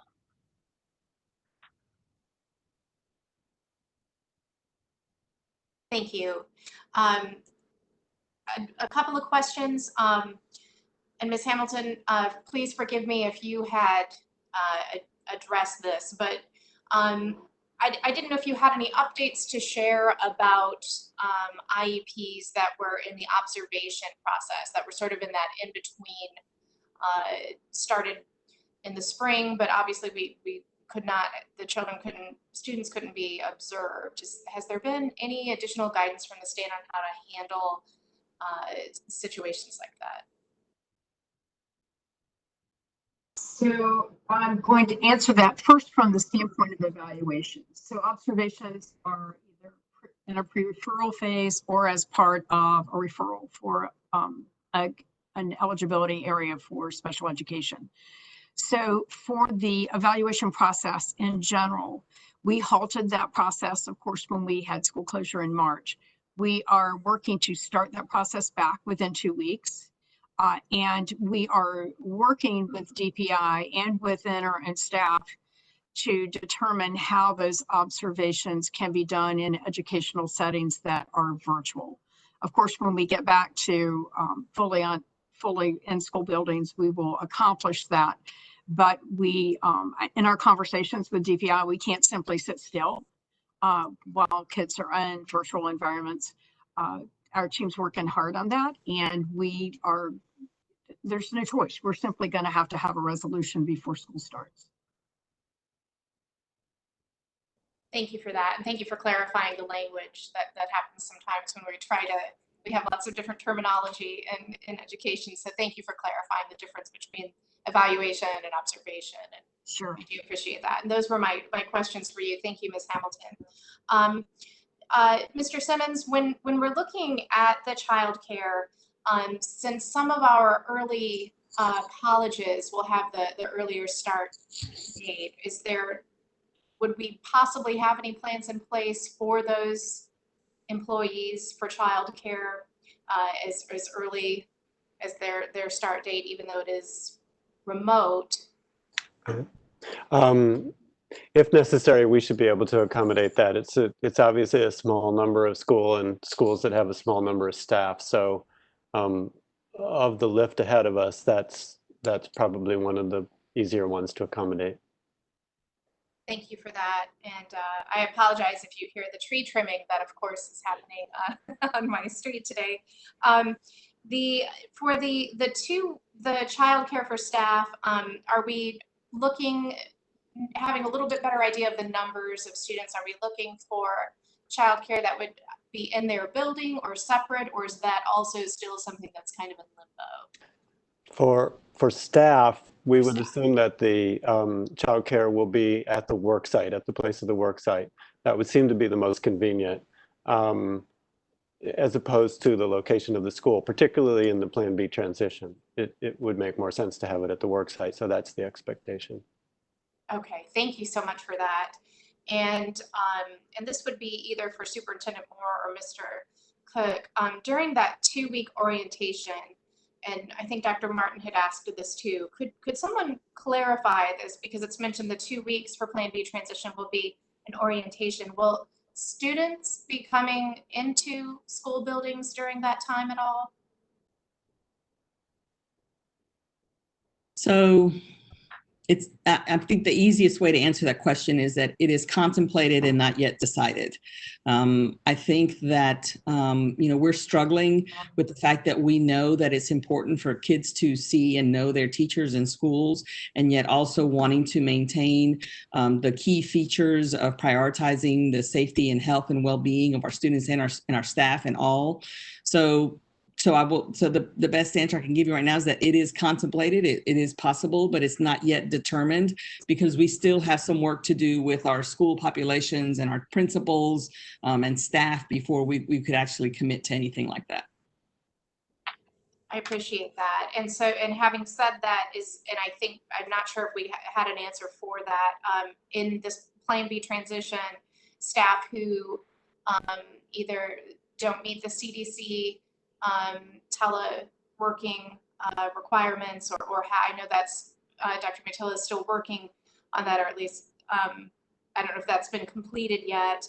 The people who have family members who are high risk, I know that's something that we're trying to work into our own policy, because it's not something that the CDC necessarily says is for that waiver. But will Plan B transition require staff members who do not meet that criteria to come into the building on the day they're supposed to come?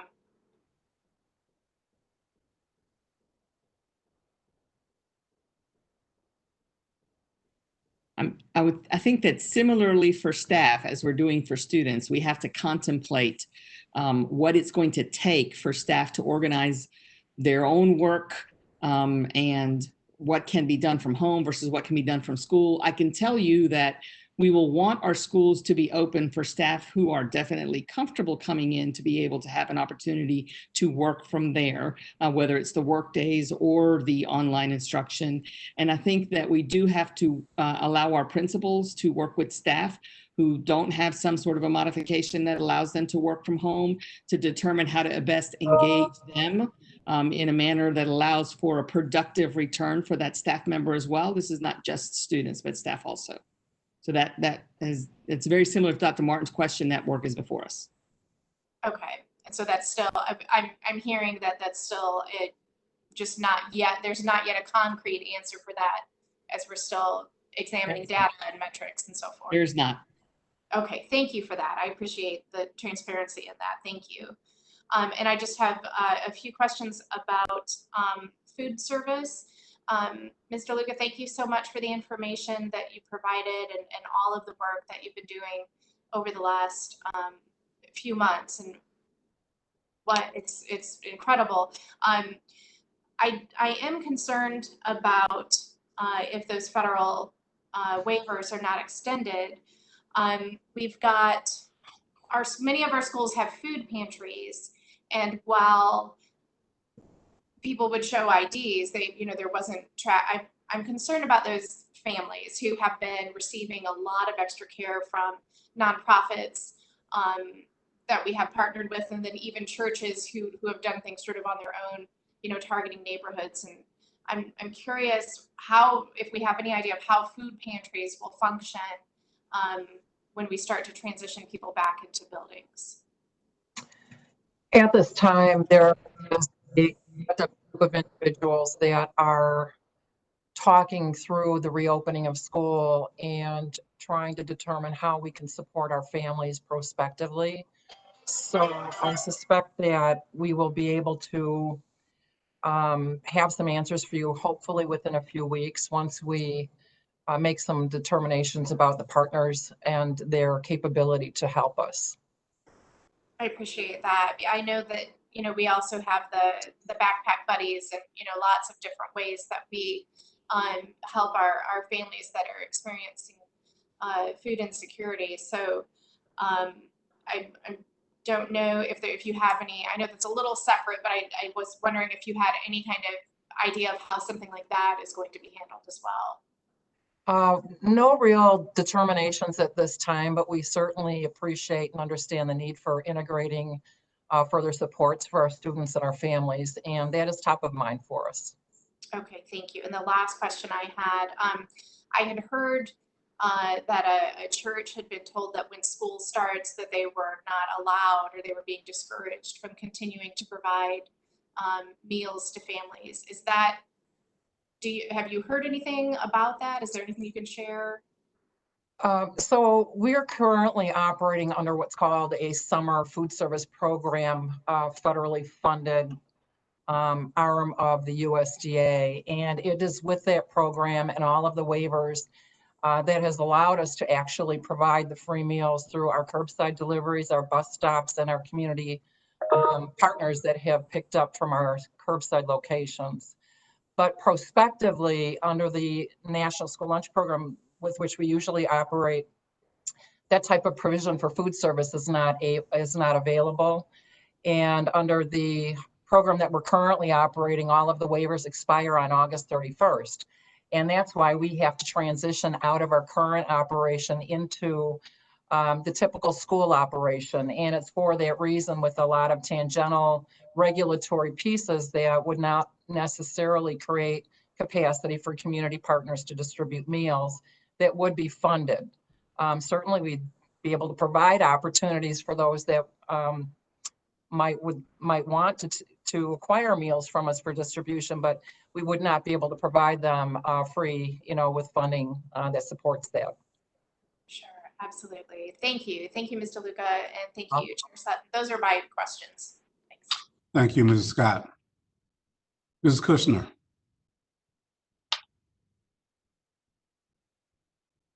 Good afternoon. Thank you, sir. A lot of my questions have been answered, but I did want to, I'm really glad that we are going to phase in our reopening of schools. This is whole new protocols that our staff needs to learn. It's unlike any school opening we've ever had. So I'm glad that we are not only doing more of a phase in, but also emphasizing the reentry for our pre-K and our special education students in contained classrooms. And I would add to that, renewing our focus on those early grades. 2 weeks is a lifetime for many 10-year-olds. So to get them back in school would be great. I had a couple questions. One would be on social work services.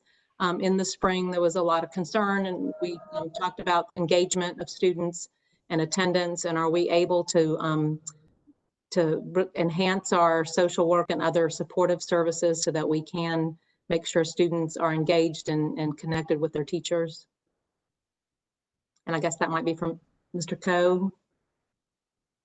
Yes, thank you for your question, Ms. Kushner. So our Counseling and Students Services Department is working on guidance as we speak to actually think through what are as schools reopen, what are the first points of contact we need to make with students. I think that's both at the school level from a systematic lens of like assessing needs that go from the basic food needs, just device needs and things like that, all the way to when students might be CPS involved or have other or have had trauma due to COVID. Those are things that we're going to assess and work on and have been working on to develop clear guidance for our CAT staff at the schools. Thank you. I mean, to get those systems in place, again, is another reason for us to make sure we are reopening schools in a very intentional way. So I appreciate that, sir. And for Ms. Gaddis, I was going to ask again about some additional detail on internet and device safety. Cyberbullying as well as inappropriate content is a concern given our emphasis on remote learning. So how are we going about to help our families get that information? Sure. So as I've mentioned, Ms. Kushner, some of this information will be provided through our parent guides for tech, things around how to protect your child's information, how to keep them safe, some tips for using technology at home. We also have some information that's already available around social emotional learning and the use of technology that is already on our website. If you go to wcpss.net and then you go to the parent section, there's some information on social emotional learning and the use of technology there in the parent area around social media. I will make sure to try to share that because we have so much information, and parents and teachers are inundated. There's so much information that, I think we need to over communicate a lot of things. Yes, ma'am. And we're also, any device that goes home that is Wake County owned, we are required to put a filter on that based on FCC regulations. And so we are actually in the process of working on a new filtering system that will hopefully be a little bit smoother going forward, but we'll have that as well in place. Excellent. Thank you, Ms. Gaddis. You're One other question related to childcare for teachers, Mr. Simmons. Does that include if our faculty have children who are enrolled in virtual academy, and perhaps Dr. Thompson will get to this, are they able to access childcare so that their students have instructional support as well as childcare coverage while they are serving as instructors in whatever setting we need them to be as educators? The short answer is yes. That particular care may differ slightly from those who are in the Plan B transition program, but the short answer is yes in terms of whether care will be there. Thank you. Thank you, sir. And that's it from me, Mr. Sutton. Thank you, Mrs. Kushner. Mr. Haggerty. Thank you, Chairman Sutton. So a couple questions that I have. The very first one, though, I have to go back and get clarification on something Ms. Scott asked, and that was about teachers, if they're teaching remotely, is the default that they're going to be in school buildings, that they would be home, that they would be on some third-party site? And does that depend on their assignment, if it's Plan B or if it's virtual academy? I think I heard you say that it was the principal's decision, but I just wanted to get some clarification on that. So, Mr. Haggerty, there's a number of sort of parallel streams with regards to staff dispositions. So first, there is a process that is currently occurring where staff can request an accommodation that's a human resources process. And based on those accommodations, there are staff that may be approved, and part of that approval would include not coming into the building. Dr. Matillo can explain more about how that process works. And then there are other staff who may not be requesting an accommodation through the HR process, but may be interested in teaching in the virtual academy. Those teachers may or may not be working from home depending on what's expected with regards to their course load and how we level set and provide any training around how to implement the virtual academy work, the accountability behind it.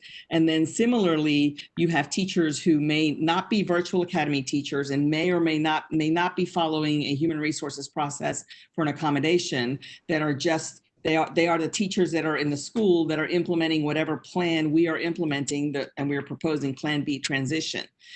In Plan B transition, when online learning is happening, I think we can very well expect that there will be some teachers in the building working on that. We were actually asked about that quite a bit during the spring for teachers who wanted the opportunity to do so.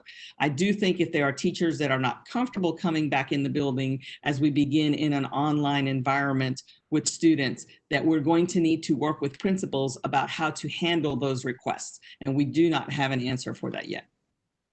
And I appreciate that, because I know, like with the accommodations process, typically those are for like staff health concerns, but you get situations where you may have family members with health concerns, where we may not have a legal obligation to provide an accommodation, but I think just doing the right thing, we would want to look at those and see if we could accommodate those. So I appreciate that. Also related to our teachers, do we know when childcare services for teachers would begin? Would it be provided while remote instruction is provided? Would it only be when they come back to a face-to-face setting? And when is that start? Is that start August 13th, August 17th, or is it when actual classes resume? Let me break that, Mr. Haggerty, into two questions. The first being remote versus in person. It's as soon as the school year starts. So if we start in remote, then the childcare is offered while the teachers are in remote. And the reasoning behind that is fairly straightforward. If we want them to focus on the task, then childcare is something that they will need. As far as the specific day, I think it's reasonable to expect that we could have it set up for the first teacher workday. The same logic applies, but we have yet to send out a schedule with that level of detail. Obviously, part of that is pending upon this discussion we're having now. Okay, thank you. I appreciate that. I want to shift a little bit and get back to kind of what Plan B transition is and how is that different than other plans. So I think when we've talked about Plan B transition, it is starting in remote, but with an eventual move from remote back into some level of face-to-face instruction. And I know you've set some targets for when some students that were mentioned, pre-K and some of our regional special ed students, might be able to start, and then the rest as soon as practical. So I'm going to ask the question, which is, do we have any chance we know what that would be? And I assume it's going to be, your answer is going to be whenever practical, but what sorts of factors are you looking at to determine when that is?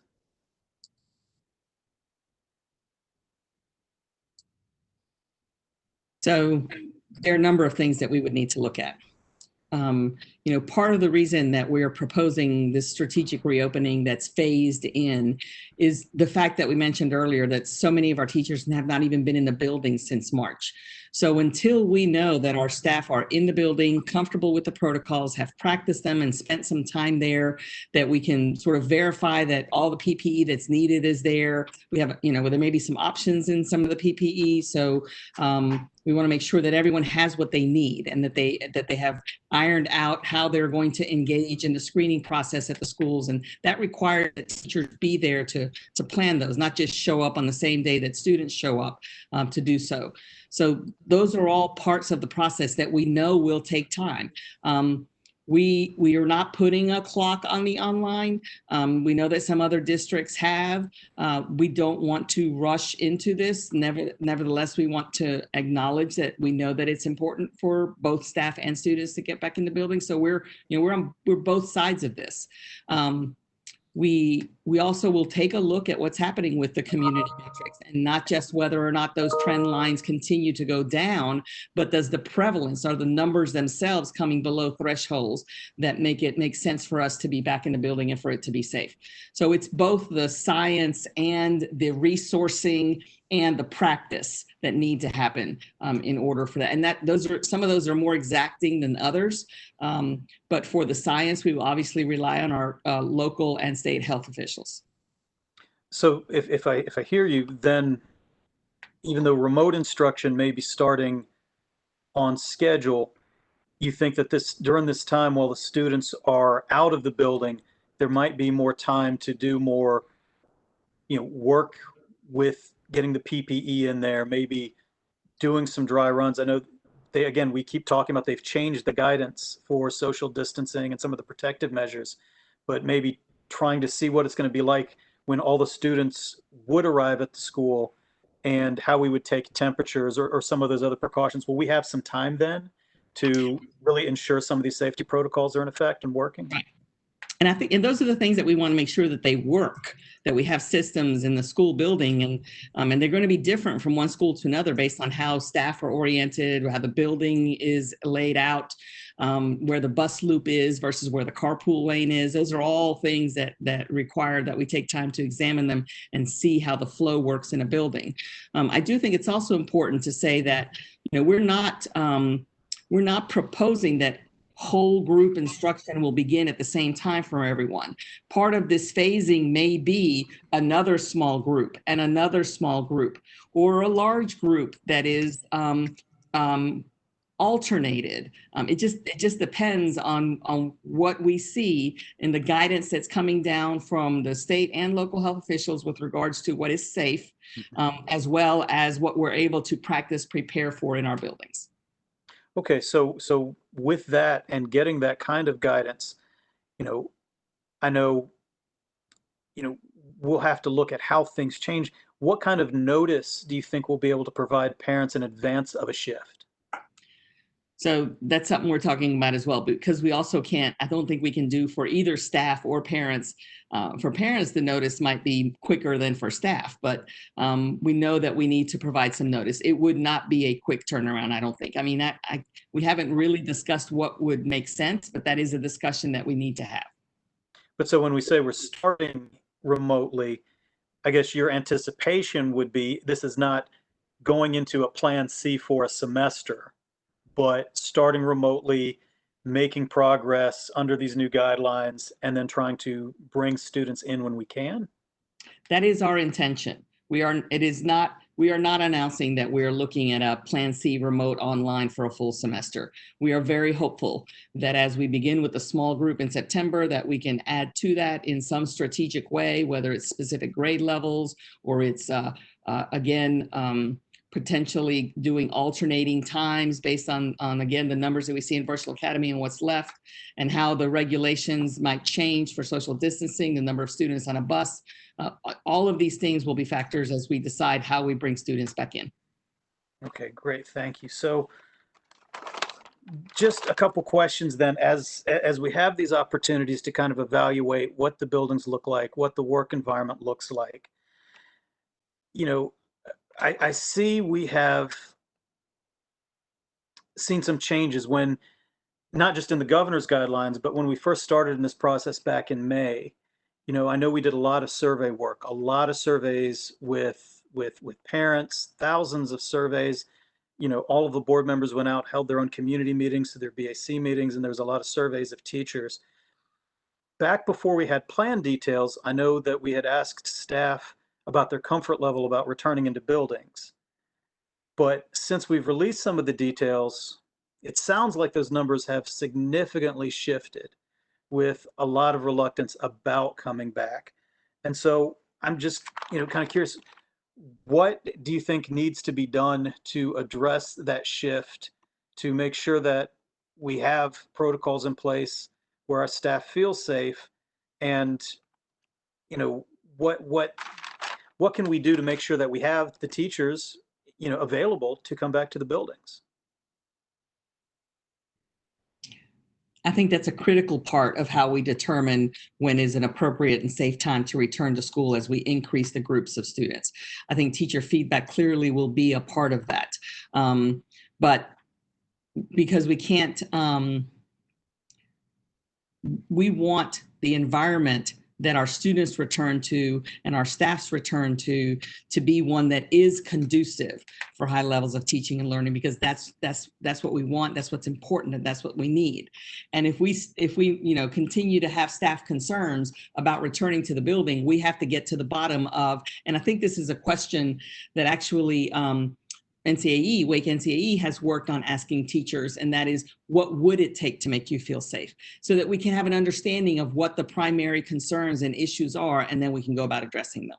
And I think you are correct. Once the reality of what Plan B would look like and the timeline started setting in for folks, that is why we're here today, because based on that reality setting in, we are now aware that there are a number of roadblocks and issues with regards to time and resources that need to be addressed before we can open in person for students.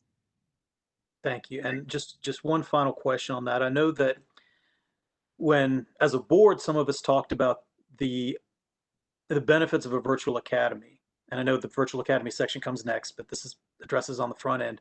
One of the things that we talked about was that it would provide an option for families that wanted a remote option that they felt would contribute to their safety. And we thought it could provide an option for staff and teachers who had health concerns. And then, as you've explained, we couldn't offer virtual academy positions to every teacher that wanted one, because we were expecting, I mean, when we looked at maybe some early projections for enrollment, I don't think anyone projected they would be quite as high as we've seen. So I guess what I'm wondering is, now we've had such a robust enrollment in the virtual academy, can we look at how some of those assignments are made? And do you expect to predict we might be able to grant more accommodations for staff with health concerns? Again, not just for their own health, but maybe because they have a family member who's in a critical situation or vulnerable situation. or just, how do we guarantee we'll have sufficient staffing for Virtual Academy? So I'm going to let, if we can go ahead and get started maybe with that update and then incorporate that into sort of the responses from that area, that would be helpful. Great, thank you. Okay, let me go to Ms. Cash and then we'll get back to the Virtual Academy updates. Mrs. Cash. Thank you, Chair Sutton. I feel like, first of all, I need this answer because I'm still a little bit confused between what we're hearing from our staff and what I'm hearing from some of the comments from NCAE as well as Dr. Martin's questions. So first off, I think our child care needs to be available to all of our teachers right at the beginning, at the part that they start at work days. But what the NCAE has asked, I believe, is that our work days be extended further. They say 2 weeks, but I'm not sure where we are on that.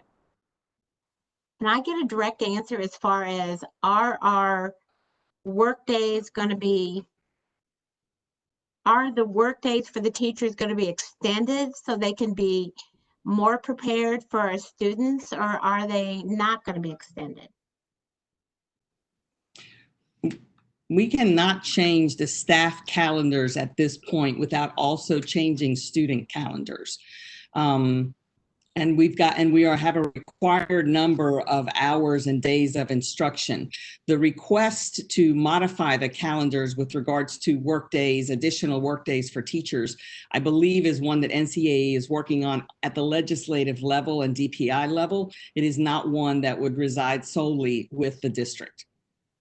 So you're saying that at this point, we can't tell the teachers we can, and we can't necessarily tell the parents that we might extend the days of the teacher workday. So are we saying we don't really know at this point? We can't change the staff calendars and the student calendars days of instruction without risking the ability to ensure that we are meeting the 1,025 hours of instruction for students. So a change to the calendar that would provide more workday or shift work days around or that sort of thing, if it's going to impact the student hours of instruction, is going to have to come from somewhere beyond the district level. But I do think that we are trying to provide some flexibility for teachers to have more planning time by providing the transition weeks that we're talking about at the front end that are instructional days for students, but provide teachers a different load around what's expected during that time so that they can have additional time as needed also to meet in PLTs or group as a staff to plan and get ready. Okay, thank you. Now we are going to have childcare provided for teachers based on their calendar. Is that true? The teacher calendar, like for the work days. Yes, which is what Mr. Haggerty was asking Ms. Cash. The point of the childcare is to allow the teachers to be able to do the job, because if we don't have the schools up and running, the rest of it obviously doesn't work. So that's that. I think we're on the same page as to the intent there. Yes. I also wanted to mention that, so I'm hoping that our food service and our childcare are willing to work with private sectors, because I do not believe that as far as like what possibly Ms. Scott was talking to, I don't believe that our food service actually makes it to the neighborhoods. They do make it to the schools, but a lot of our neighborhoods can't make it to the schools. So I'm hoping that our food service people and our child care services are willing to work with the private sector as much as possible. And I think that if we can work more with the state, we can get better funding. I'm just going to put that out there. One other thing, well, wait, no. I think the rest of my comments can be left for later, but I just wanted to clarify the one about the teacher work days and childcare. Thank you. Mr. Sutton, this is Ms. Johnson Hostler. Can I ask a follow-up that I was saving to virtual, but Ms. Cash touched on it just a little bit and Ms. Moore started to answer it? Yeah, go ahead. Thanks. So my question was, Ms. Moore, which you answered a little bit that I'm saving for virtual, is do we have the option to change the calendar for those teachers who do Plan B? And just bear with me. So my request was by then, I mean, the hope is right now that your principals know their virtual academy numbers and they're working on master schedules. So my curiosity was if we are going to move to in-person in September, which I'll weigh in later, that later September is probably better for, in my opinion, but you know, we'll talk about that when we get to that. But my question is for in-person teachers, since we had already started talking about the first couple of days would be, or when we were talking about our original Plan B, we were talking about our first couple of days being orientation for that first week of school entry in our original Plan B. So I was curious, is for that, since we were already going to do orientation, is it possible to consider, and I'm asking a yeoman's question here, that we, whatever Plan B transition looks like, that those first couple of days, those teachers do orientation, but then they are allowed to have teacher work days, as we would have had time for them to not be in person with students for 2 weeks. I really feel like we're at a place where we have a little leeway that we could consider as a district how to be creative with our Plan B to allow those teachers who are not teaching in the virtual academy. And again, for virtual academy teachers, I still think they need planning, but I guess I'm trying to think through for those teachers who will be eventually in person, how could we be creative with the calendar by including the first couple of days being orientation and then giving them some space to do professional development? Because, you know, I think regardless of where our community stands on in-person or virtual, they're all very clear that they want the best learning environment for all their kids. And Mr. Cook has talked a great deal about what that could look like. And, you know, Ms. Mahaffey asked questions about development of materials. And I guess I'm asking us to push ourselves a little bit to see if there's some creativity room, since we don't actually have the ability to change our schedule ourselves. And I certainly have some thoughts, but I wanted to put that out there because it kind of bordered on Ms. Cash's question that I was going to ask later. Yeah, this is what I was hoping for. Thank you very much. This is what I was hoping that we could do. And that is the intent of how we align the first 2 weeks. We just don't really know what that's going to look like yet. But even in our prior Plan B, in the first 2 weeks, only 2 or 3 of the days would have involved students and the others would have allowed teachers to plan. So we are carrying that objective into Plan B transition as well. But we're not totally portraying that to the teachers. That's what I'm trying to be sure we do. I think I am too. Okay. I mean, so that's helpful that you explained it that way, but I guess for me, if I didn't have clarity, or I won't speak for Ms. Cash, but it sounds like she didn't either, then I'm gonna guess our teachers don't either. And if I may, that's why I think it's important. It would be important for us to have a board meeting focused on what's this mean for teachers. Yes. Thank you, Ms. Johnson Hostler and Mrs. Cash. I have more for later, but not now. Okay, thank you for holding those for right now. All right, so Dr. Gardner, I'll turn it back to you, or if Ms. Thompson wants to go ahead and begin, I'll leave it up to the two of you all. Thank you, Chair Sutton. I just want to share with you that your questions certainly reflect the complexities of all this work directed toward reopening. And I would like to just take this moment to, on behalf of the county, the board, and all of our schools, to thank all the teams that are in place across this district working on the multiple streams of work that are needed to support the reopening of our school. They are working tirelessly. And I want to personally thank them on behalf of our district. Aside from the option of Plan B transition, we also have the option of a Wake County Virtual Academy for our parents. And at this time, we're going to transition to the information about our virtual academy. And I invite Ashley Thompson, Central Area Superintendent, to join us and to share updates with regard to this option for our families. Ms. Thompson. Good afternoon, Chair Sutton, board members, and Superintendent Moore. I'm happy to be with you this afternoon to provide an update on the virtual academy now that the application window has closed. In addition, I'll be providing important information about next steps. When the application window closed at 5 o'clock on Monday, you can see on this slide our total enrollment of 78,792 students with a breakdown of that number by level.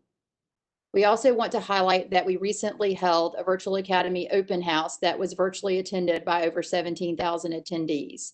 And the recording of that open house is posted on our Virtual Academy website in both English and Spanish. In terms of next steps, we do plan to reopen the Virtual Academy application window.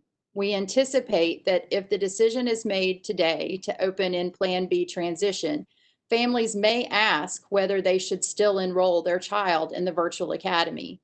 And it's important to note that families who have enrolled already may ask this question, as well as families who did not enroll in the application window that closed yesterday. We want families to understand that if they wish to maintain the continuity of a fully online learning environment for the semester or for the full year, regardless of any decisions made by the state or district to move into Plan A, B, or C during the school year, they should enroll or remain enrolled in the virtual academy. The decision is made to open in Plan B transition. Families who did not enroll in the first window will have an opportunity to enroll when the window reopens from July 27th through July 29th. Further, if we determine to open in Plan B transition, families who already enrolled in the first window will have the opportunity to make adjustments to their enrollment selections. They will be directed to their child's current school to make any changes to an existing enrollment. So during that same window, July 27th through 29th, families may choose to unenroll in the virtual academy, change their fall enrollment to full year, or change their full year to fall only. Lastly, we are continuing to update the Wake County Public School System Virtual Academy website. The website is a good resource for families that highlights the key features of the Academy, links to the open house video in both Spanish and English, and outlines frequently asked questions. We are continuing to monitor frequently asked questions and make upgrades to that section of the website regularly. Some of the questions parents have are specific to their individual child's circumstances and can best be addressed at the school level. So during the 3-day window, it will be important for families to direct specific questions about their child's circumstances to their child's school. At this time, I'll turn things over to Wade Martin to discuss the modified calendar.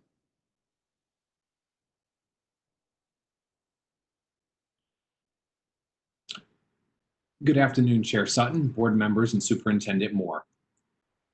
As previously mentioned by Superintendent Moore, the Calendar Committee brings to you today a recommended update for our modified calendars.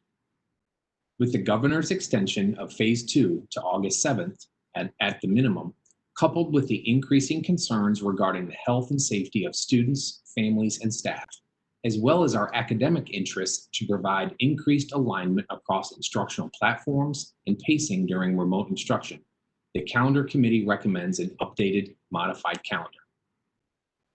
The start date for students would change from August 3rd to August 13th. The updated modified calendar incorporates all new session law requirements as well as all other required calendar law criteria. Thank you. And at this time, I will turn it back over to Superintendent Moore to close out the presentation.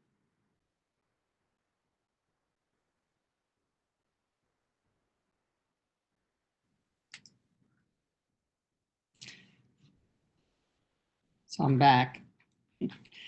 And I know that we have some more questions, so I'll just sort of close out the presentation and then we'll go from there. I want to thank all, like Dr. Gardner just did, who participated and planned for today's presentation. I want to thank the board members who have patiently listened and begun asking their question. I know there are more.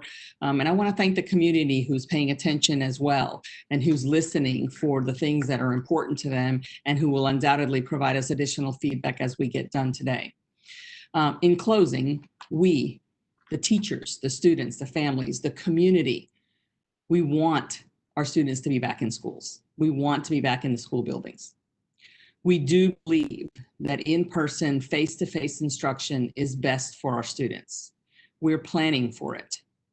We want to be clear that the current proposal anticipates moving to some form of in-person instruction as soon as is practical, hence the Plan B transition name. Since July 2nd, we have gotten closer to the opening of 2020-21 school year. And it's become evident that additional time would allow us to ensure that resources are obtained and distributed, that necessary health protocols are established and integrated, and that staff are fully prepared to implement these new procedures. In addition, WCPSS staff, with the support of state and county health officials and the data resources provided by these agencies, will continue to monitor both the data trends and the raw numbers of the prevalence of the COVID-19 virus in our community. We will continue to be sensitive to the needs of our teachers, staff, parents, and even though those needs may not always be the same or reflected in the same types of decisions that are desired, we will continue to pay attention to those and be responsive. Health and safety remain our top priority as we move forward. Staff is requesting that the board approve the Plan B transition today, which includes the information that we shared earlier, that all students in all calendars would begin with online based on the calendar of their school, that the first couple of weeks be opportunities for teachers to connect with students so that they can be provided additional time to plan beyond the work days that have already been established. And that this would not be cohorts of students, but all students would begin in online instruction, that we would begin to phase in strategically face-to-face instruction at beginning with a target date of September 8th for a small group, our pre-K students and our self-contained regional program students. And that we continue to assess the very metrics and information that I've already shared with you moving forward as we determine how and to what extent we can continue to increase the amount of face-to-face time and in-person learning as we move forward. There's a lot of work behind us, but there is a lot of work before us still. We will bring the board continued updates before August 4th if another session is scheduled, or definitely on August 4th, which is before most of our calendars, teachers starting back. So with that, staff is recommending approval of the Plan B transition as outlined in the précis. Happy to answer questions at this time. I know that the rest of the staff has remained online to do so.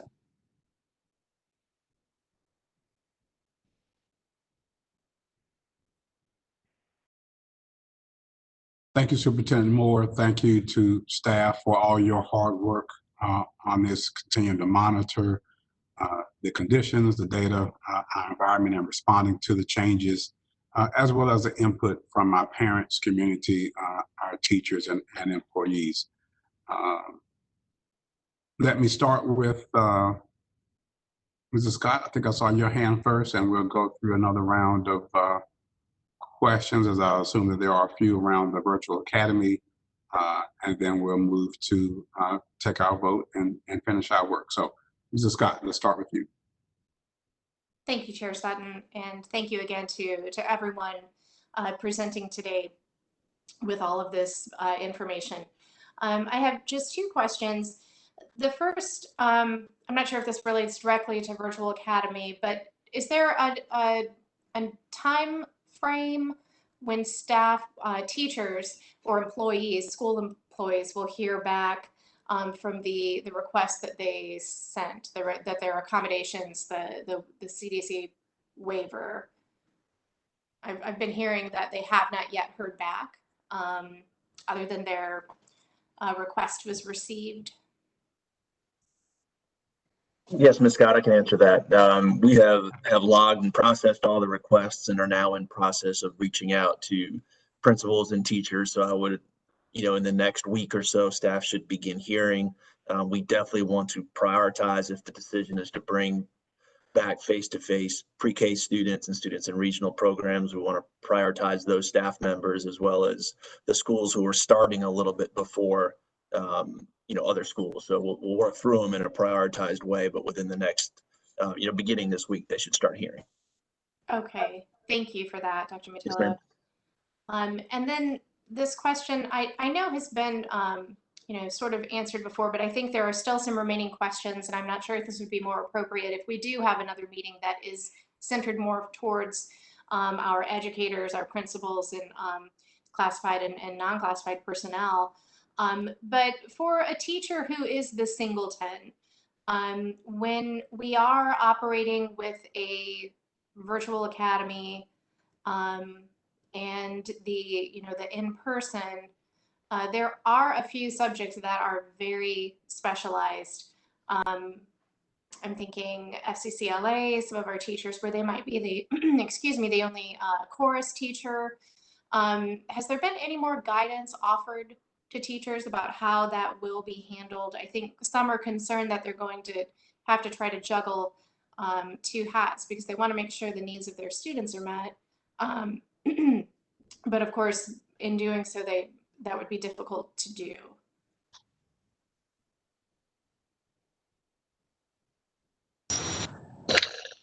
Ms. Scott, thank you for that question. I do think that we are continuing to build resources and supports for all of our teachers across the district. I think as you've referenced in our previous session last week, I think particularly challenging is when a teacher might be the only teacher in a building, whether it's at the elementary level or the secondary level. So I was just looking at our district's Wake Connect site, and one of the very first resources among many that have been developed and shared and socialized focuses on PLT supports, and clearly the need to help teachers make connections in an online environment across schools.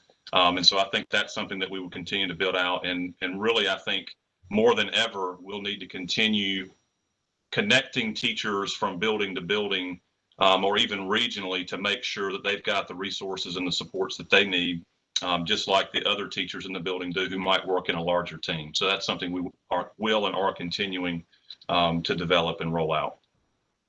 Okay, I appreciate that so much. I know that continues to be a concern, and throughout my own education experience as a teacher, there are many times I was the only music teacher, and it was a challenge. So I appreciate any and all the clarification that can be given to those people, and those are all of my questions. Thank you, Chair Sutton.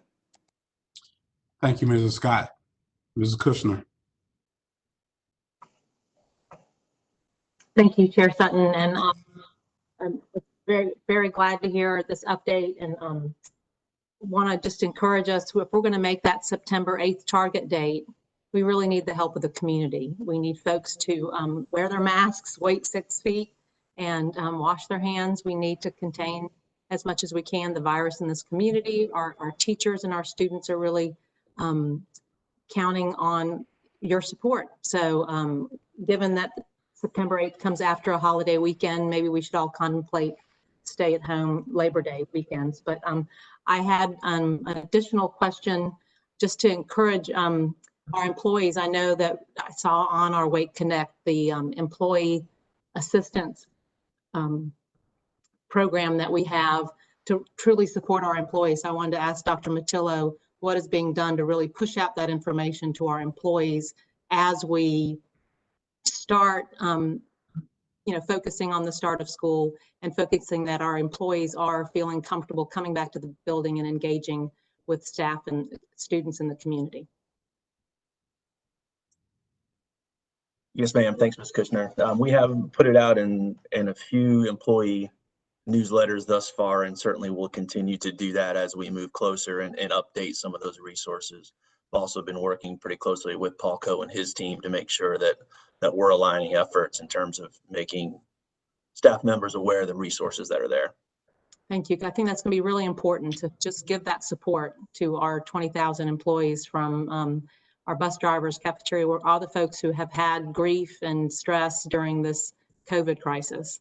Because I think it's exposed so much in our community, you know, and singularly that is impacting us, the child care crisis that we have for not just the community, but for our staff. So thank you, Mr. Sutton. That's for me.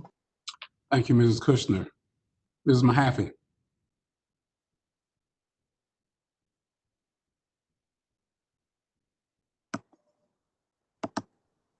Thank you, Chair Sutton. My question is, again, for Ms. Hamilton, regarding Virtual Academy and our regional program teachers. If you're a regional program teacher and you have some of your students who have opted to go to Virtual Academy, what will that balance look like when the students return in person? Thank you for the question, Ms. Mahaffey. As you know, we don't have the same number of special education teachers in a school that we do with general education teachers. What we're looking at now is the number of students who have requested Virtual Academy that are also served in regional programs. With that, we will help principals take a look at the totality of their special education staff and determine how best to meet the needs of their special education population with the staff that they have. If that's not sufficient, then we'll begin to look at how do we look across schools, or how do we look at utilizing staff differently in order to meet those needs. Okay, and then when our regional program students are back into the schools, are they expected to stay in their classroom, or will they have access to specialists as they would on a regular school day? I think it's premature for me to tell you. I'm not really sure that I know. We're looking at getting the students back in, looking at the dependencies that I outlined for today, determining what other staff are in the school before I can make those decisions. Okay, thank you. You're welcome. Those are my questions. Thank you, Mrs. Mahaffey. Mrs. Cass, did you have any additional questions? I do. Thank you. Thank you, Chair Sutton. Actually, I have a couple comments and questions. I just want to be sure that our principals understand, number one, that's a question to Ashley Thompson, as to what the principals need to do as far as Virtual Academy and kind of the request from the Virtual Academy to the schools. And I think Ashley Thompson, Ashley, I think you can handle that. So if the principals can reach out to you, that would be helpful. Okay, I'm going to stop saying that. Okay, I want to say a couple things.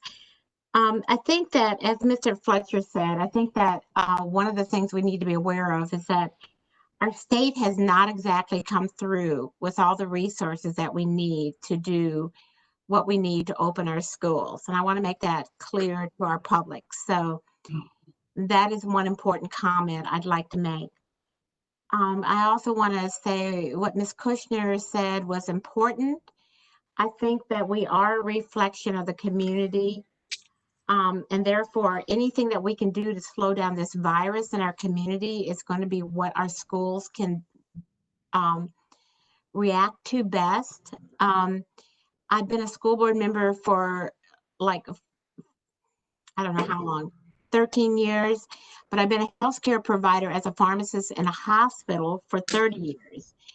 And as we all wear masks in the hospital on a regular basis, we are not quite understanding as a whole in the hospital when people come in and have not worn their mask on a regular basis. And so I think it's as simple as that. I think as our community begins to understand that this virus is very real and that they need to take the precautions as a community as a whole, then the school system can react accordingly. So I know I'll get some flack about that, but I'm just stating the facts as a healthcare provider that I feel like we as a school system can only do what we best can do, considering the fact that the community does what they need to do. That is kind of my comments at now, but I just continue to thank the staff as a whole for reacting to what I think we are trying to do the best safety for our teachers and our students and our families. And I will continue to work with the private sector to do childcare, to do feeding, to do whatever I can in the private sector to help our school system. So I just wanted to end with that. Thanks. Thank you, Mrs. Cash. Dr. Martin. Thank you. And I'll just again reinforce what Ms. Cash and Ms. Kushner just said and what I started out with. We're in this together, and it's only when the community works together that we're going to be able to do what we all know we need to do, and that is open our schools. Not so much a question, but really it's information that I feel like is important for these decisions. I really appreciate your suggestion of the data and science, the resourcing, and the practice as the framework for thinking about when and how we reopen. I think those are the right things to be thinking about. I think it will be extremely helpful, and this is some of the data piece that I'd like to request. I know we don't have all that information today, but I think it's important both for us and for the community. You know, the clearer we can get on, you know, exactly what we mean by the data and the science. I agree, it's the infection rate, it's the total number of cases, but you know, if we can add a little specificity to that, I think it'd go a long way. We talk a lot about resources. And I know that a common criticism of education in general, both, you know, pre-K through higher ed, is that we're always saying that there's not enough resources. And some people hear that as we'll never be satisfied. I quite disagree with that, but this is where I think we have some responsibility to sort of outline what are those resources that are lacking. So I would like to request at some point that we get a little bit more detail when we say, you know, there are some resources lacking. What are they? Can we specify those? You know, it may be PPE. What PPE do we have? You know, what's the hole? Maybe it's thermometers for measuring temperatures. Do we have enough? Do we not? I know talking with some of the county people, getting thermometers is a hard thing to come by. Do we have enough? Do we not have enough? You know, we've talked before about having a nurse in every school. Right now we have a nurse in every 2 schools. So if we could have, you know, a little bit more detail as to what are those resources that we need to have in place, and where are we on the scale of meeting those resources, I think that would be incredibly helpful. You know, we talk about staff being willing or not to go back into schools, which I think is absolutely critical, because if our staff don't feel safe in the school building, then our students won't either. So, you know, where are we on numbers? You know, from our previous survey, we got information that about 50%, a little more than 50% of those answering the survey either felt like they were either high risk for COVID or a member of their household was high risk for household. So that's a number we have, you know, roughly 50%. But where are we? Do we have a third of our teachers who would be willing to come back now? Is it a half? You know, I think knowing those numbers will really help in making some decision points. And then we can ask those questions that I heard you asking. What are the things that we need to do to make it so that, you know, we shift the needle so that we have a greater fraction who are comfortable coming back into our schools? But rather than just talking in the generalities, I think we as a board need some details to be able to help make some of those decisions. And finally, again, we don't have details of it yet, and I understand that. You talked about that when we get the reentry, you know, it won't necessarily be everybody. It may be cohorts, but some detail in terms of what those cohorts are. What are the priorities of the cohorts? You know, are we looking at you know, children who are struggling in terms of performance? Are we looking at children who are eligible for free and reduced lunch? Are we looking at children experiencing homelessness? Are we looking at children in transition grades, like maybe 6th grade and 9th grade and kindergarten? Are we looking at seniors? Where are we in sort of our prioritization of thinking as to what cohorts we might expand into next? What are the pluses? What are the minuses? Where do they fall on the priority level? I think the more we can give detail on some of those issues, I think the more it will help us make decisions, and I think the better it will help the community understand why decisions are being made. So those pieces of information, I'd really like to understand the format as to how we can get that detail. Thank you. Thank you, Dr. Martin. Mr. Haggerty. Thank you, Mr. Sutton. I did have a question going back to Virtual Academy. I know a lot of us are just giving kind of closing statements, but if I could we just briefly talk about the deadlines again? I know that we said that we would reopen the application period next week for 3 days, and I want to be clear that families do have the opportunity to change a decision if they opted in, and if we adopt a new plan, that they will have the ability to opt out. And then I also wanted to ask for some clarification about the decision for Virtual Academy in the spring, and that we are asking families in July to choose what they might want to do in January. I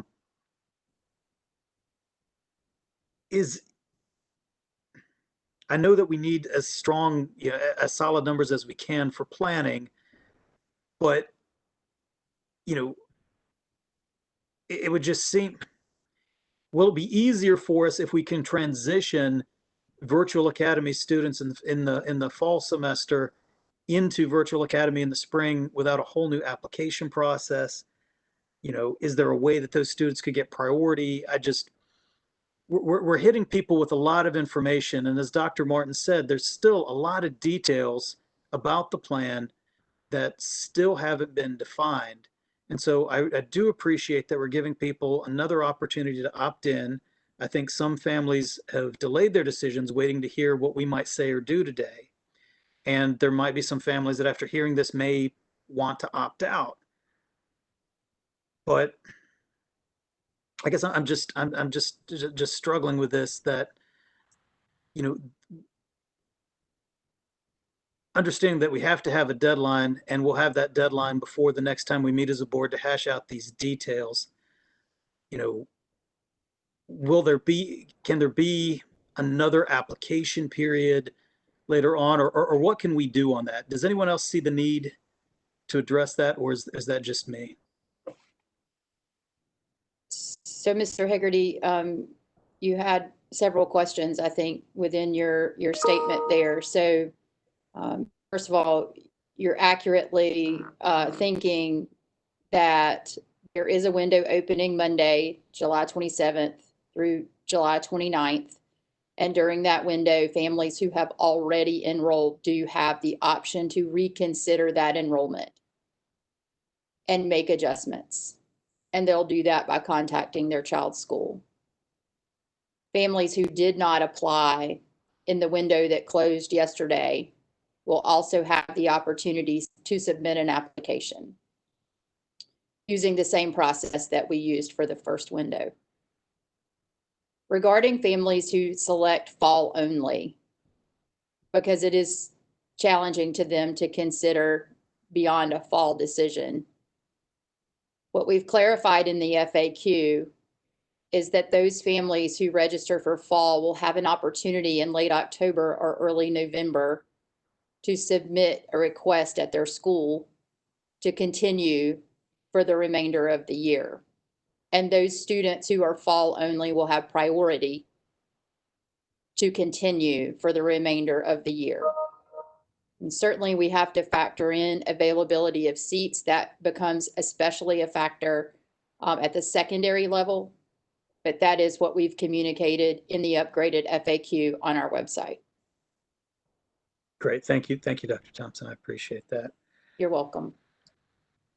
So if we're being asked to modify the plan that we adopted, Plan B, and I think we have all heard from several audiences about some of the weaknesses of B. And, I acknowledge those weaknesses. I think a lot of those weaknesses were driven by the logistics, the guidelines that we had imposed upon us by the state. And those have shifted. The number of students we can have on a bus has shifted. The percentage of students we can have in a school building has shifted. They've added the mask requirements. That might mitigate some other hazards. So I think it's appropriate, if they're going to change the rules on us, that we should reconsider our plan. And I'm willing to look at any proposal like this one that gives us the ability to change that plan and address some of the hardships that our staff and our parents are facing. I have a lot of similar questions to Dr. Martin and some of the other board members about, PPE, and if what we have is sufficient, and kind of what our plan is for measuring that, whether it's getting into and doing these building audits, if there's some other process, and then having a plan for where we'll get it. Is this something that the legislature might provide when they come back? Is it something that the county might be willing? I don't know. I don't know if it's a reallocation. I don't know if additional funds are out there, but our teachers and our families are going to want to know. And I think people are going to want more information about the data. We want to make data-driven decisions, and we say, well, here's the data provided by our local health department. Look at the data. Well, we can all look at the data, but what are we looking for? What is the acceptable trend? What is the number? What's the benchmark? And I don't expect that we're going to answer that today, although if someone has an answer, I'd love to hear it. But we're going to have to answer that for our teachers, for our families, for everybody. Is it so many weeks of a steady decline? Is it a base number that we want to get below? I've been talking to a lot of pediatricians and asking these questions about, what is safe? And, most of the medical advice says that we want to get those numbers back to, we want to make our decisions based on the rate of community spread. But even they're not giving us like a magic number of what that needs to look like. And then finally, we do need to come back and get answers for people. I really appreciate that this is an opportunity to look back at the rotation plan that we came up with, to revisit it based on the enrollment we have in the virtual academy, based on the new guidelines we have. And I know we can't say today, is that going to be more day-to-day instruction? Is that going to be maybe a week on, week off rotation rather than a 3-week rotation, or whether it does default back to that? But I think we can look at all of those things if we do adopt a plan that gives us that flexibility to get some more time to prepare, get some more training and preparation for our teachers before they start live instruction, whether it's remote or whether it's face-to-face. And I think changing this plan, I guess, will give us some of those options. But at our next meeting, I think we do need to address a lot of these important questions. Thank you. Thank you, Mr. Hagerty. Ms. Johnson-Hostler.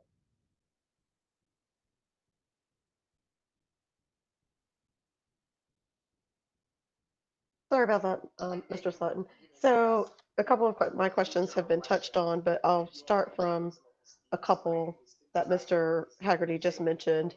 And that's my question I was holding for PPE was similar, but I also want to go back and say, one of the things Ms. Gaddis said to me about technology, I was curious of, given the size of our district, what impact will we have on the market for needing PPE and other cleaning supplies, given, especially for me, when we're entering with our younger population sooner, I can imagine we're going to need a lot more PPE and options for changing, given we're with kids who they are still having to provide physical care for at pre-K in some of our self-contained classrooms.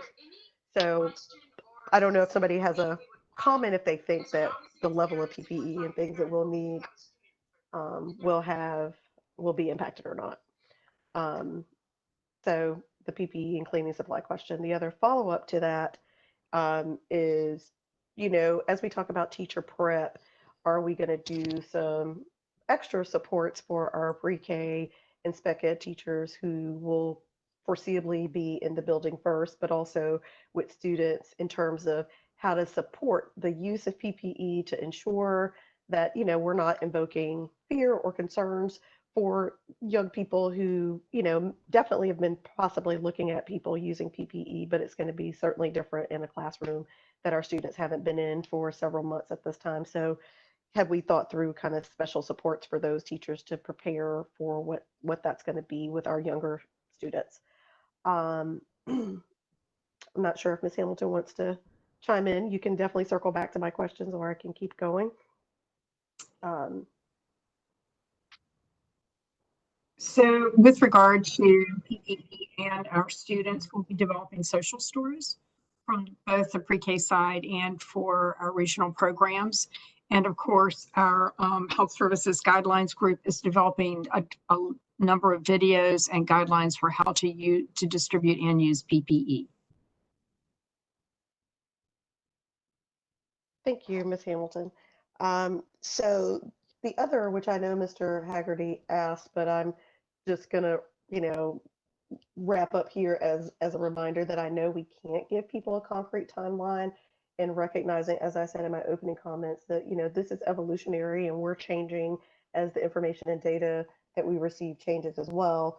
But I certainly think in our future communications, whether it's on our website with the return to schools or our FAQs, that we are also include, or even in the document Ms. Mahaffey mentioned with definitions, that we also are clear somewhere multiple times with parents in our community that, we will possibly be changing, and while we may not have a concrete date for all the staggered entries, that we will continue to update our documents and reminders for parents to keep checking back on our documents, just because we can't provide certainty now. So just another plug for need for constant, consistent communication as we're in a very dynamic situation of decision making right now. But the other, which Mr. Haggerty also touched on, and thank you, Dr. Thompson, for answering regarding the opting in or opting out based on the decision we make today. Again, I've already got a handful of emails since we've been talking about it, so yet as much clarity as we can. And, as a non-educator, I remind us to not use eduspeak, but to clearly indicate to parents where we are and how we're going to move forward. And the next question is, again, sorry, Ms. Hamilton, is for you. Do we, and I think Ms. Mahaffey touched on this, but perhaps I missed the direct answer.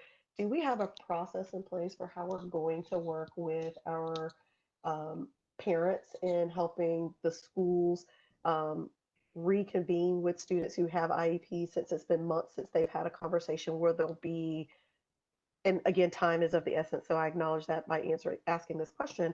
How are we going to ensure that those parents feel good about their students' entry, whether it's in the virtual academy or in person on the staggered plan, given there's been such a lapse in conversation around IEP? Do we have a plan for putting that as a part of our orientation, or another option to ensure parents feel confident as their kids re-engage back with us? That's a great question, and I'm working on a communication actually right now as we're talking.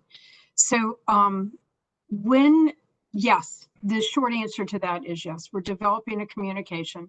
We're also developing guidelines and documents that are school friendly and parent friendly, so that when we're approaching those IEP meetings, we can have some common language and a common ground from which we're approaching the conversation. So IEP goals are IEP goals, how, when they can be implemented in the environment that parents have either chosen through virtual academy, or for the 3 weeks, which I hope is only the 3 weeks, that we will be working with our regional program students and pre-K students. I think that we will do a better job providing parents with a framework for how to approach those IEP meetings. Thank you, Ms. Hamilton. And then the last comment I'll make before we move to a vote, or contextual conversation around this, is again just a reminder that our current start date, as I said earlier, I think again Ms. Kushner mentioned that it's September 8th as the first day, and we know that that's immediately following a holiday. So I'm sorry that's a monkey wrench in this conversation, but I think worth one having. because while we do know that we have social distancing still in place for phase 2, we also know that we have kids who have been out of town while their parents are working with other family members. So just food for thought in terms of choosing a day immediately following a holiday to re-enter in person. Thank you, Mr. Sutton.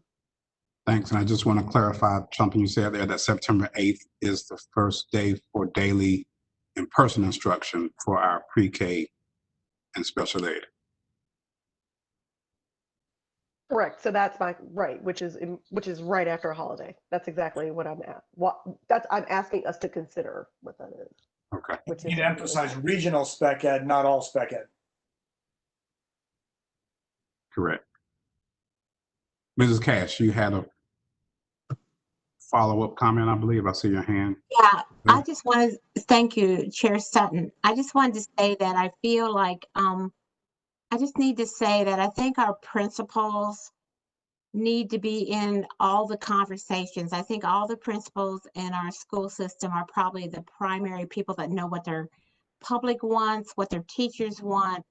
And I just want to re-emphasize to our central staff that I think if we can do more of reaching out to the principals and getting their opinions, it would help me a lot as well as help the children. Thanks.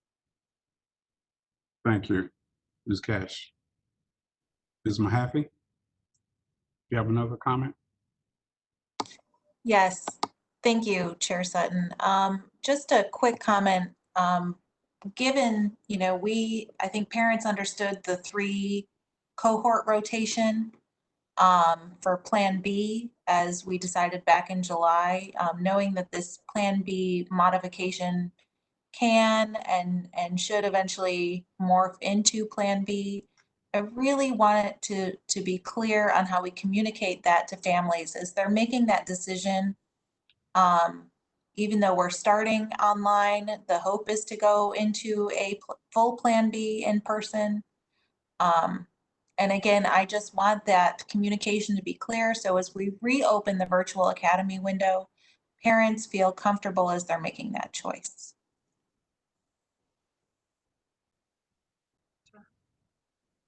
Thank you, Ms. Mahaffey. Thank you, board members, for your comments, for your patience, for your attention. As we begin to wrap up, I do want to say, reiterate the comments from our superintendent that it is our goal to get students back in school as soon as we can, but we will do that when it's safe, when it is practical and healthy to do so. But that is our ultimate goal, and that is for students. That also goes for our employees, for our teachers, and all. And so that is of utmost importance to this board, to our leadership. I do want to say to board members, I hear your calls and questions for more details, and I ask you to consider. And I would say after I've been on this board now for almost 11 years, and I want to say that we're in a good place, and I think that we're doing this from our process is, I think, in the right place. We could approach this from a number of ways, and I'm sure that many of you can recall a time where we get a lot of detail from staff and the community says to us that, well, isn't that the tail wagging the dog, so to speak? But I think in this case, staff is coming to us asking us for direction and for a decision that then gives them the opportunity to then fill in the detail as we approve a framework for how we will reopen schools. And that information and communication will continue to flow and inform us as we go forward. What I want to suggest is that we will continue to, again, schedule meetings as needed. And I think what we'll work on from an executive team is to put together a series of meetings that will inform us from a readiness standpoint, how we are preparing and getting ready for the reopening of school as we get closer to those dates. So that may be a couple of work sessions that will, again, provide some readiness updates so that you have your questions answered regarding PPE, that you have your questions answered regarding staff information and that sort of thing. So we will certainly keep you informed as we move forward and work with Superintendent Moore and our staff to do so.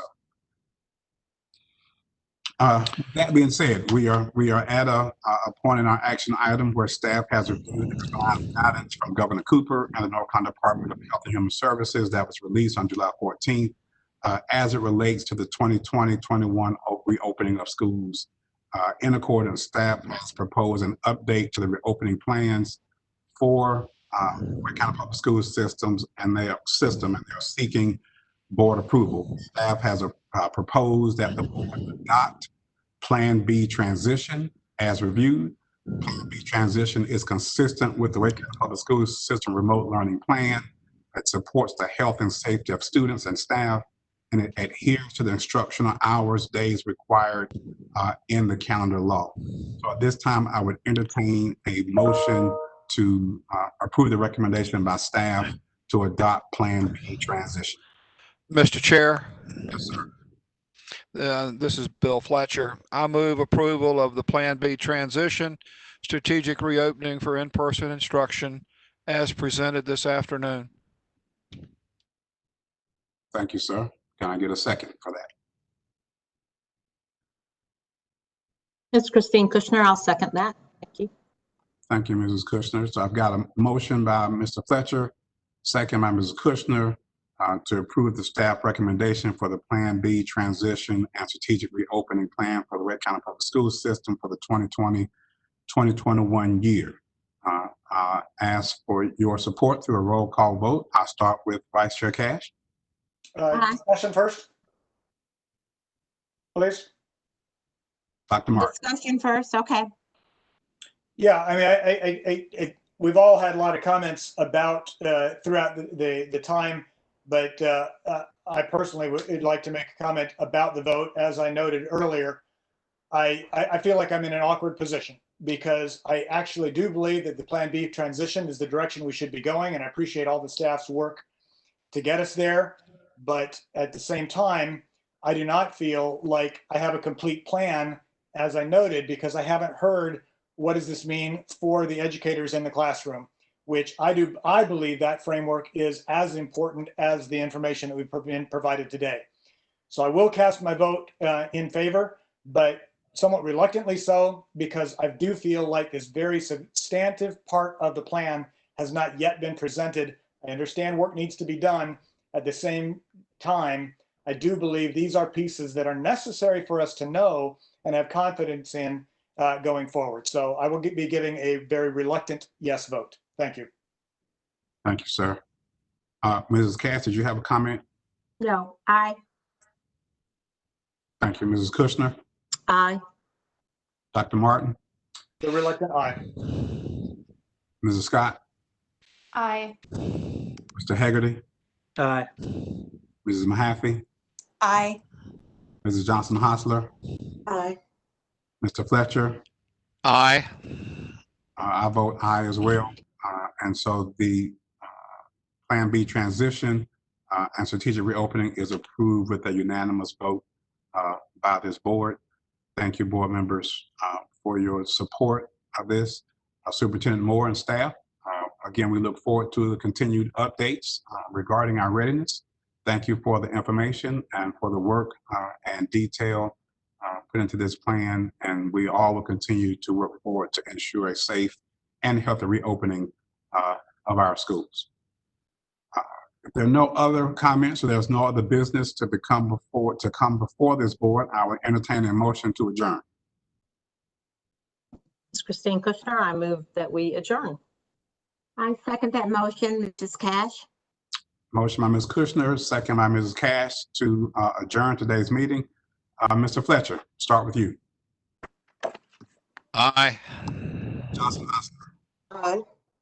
Mrs. Mahaffey. Aye. Mr. Hegarty. Aye. Mrs. Scott. Aye. Dr. Martin. Aye. Mrs. Kushner. Aye. Mrs. Cash. Aye. And I vote aye as well. We stand adjourned. Thank you all for your time again and your attention, and have a great afternoon. Thank you, sir. Thank Thank you, you. everyone. Thank you. Best of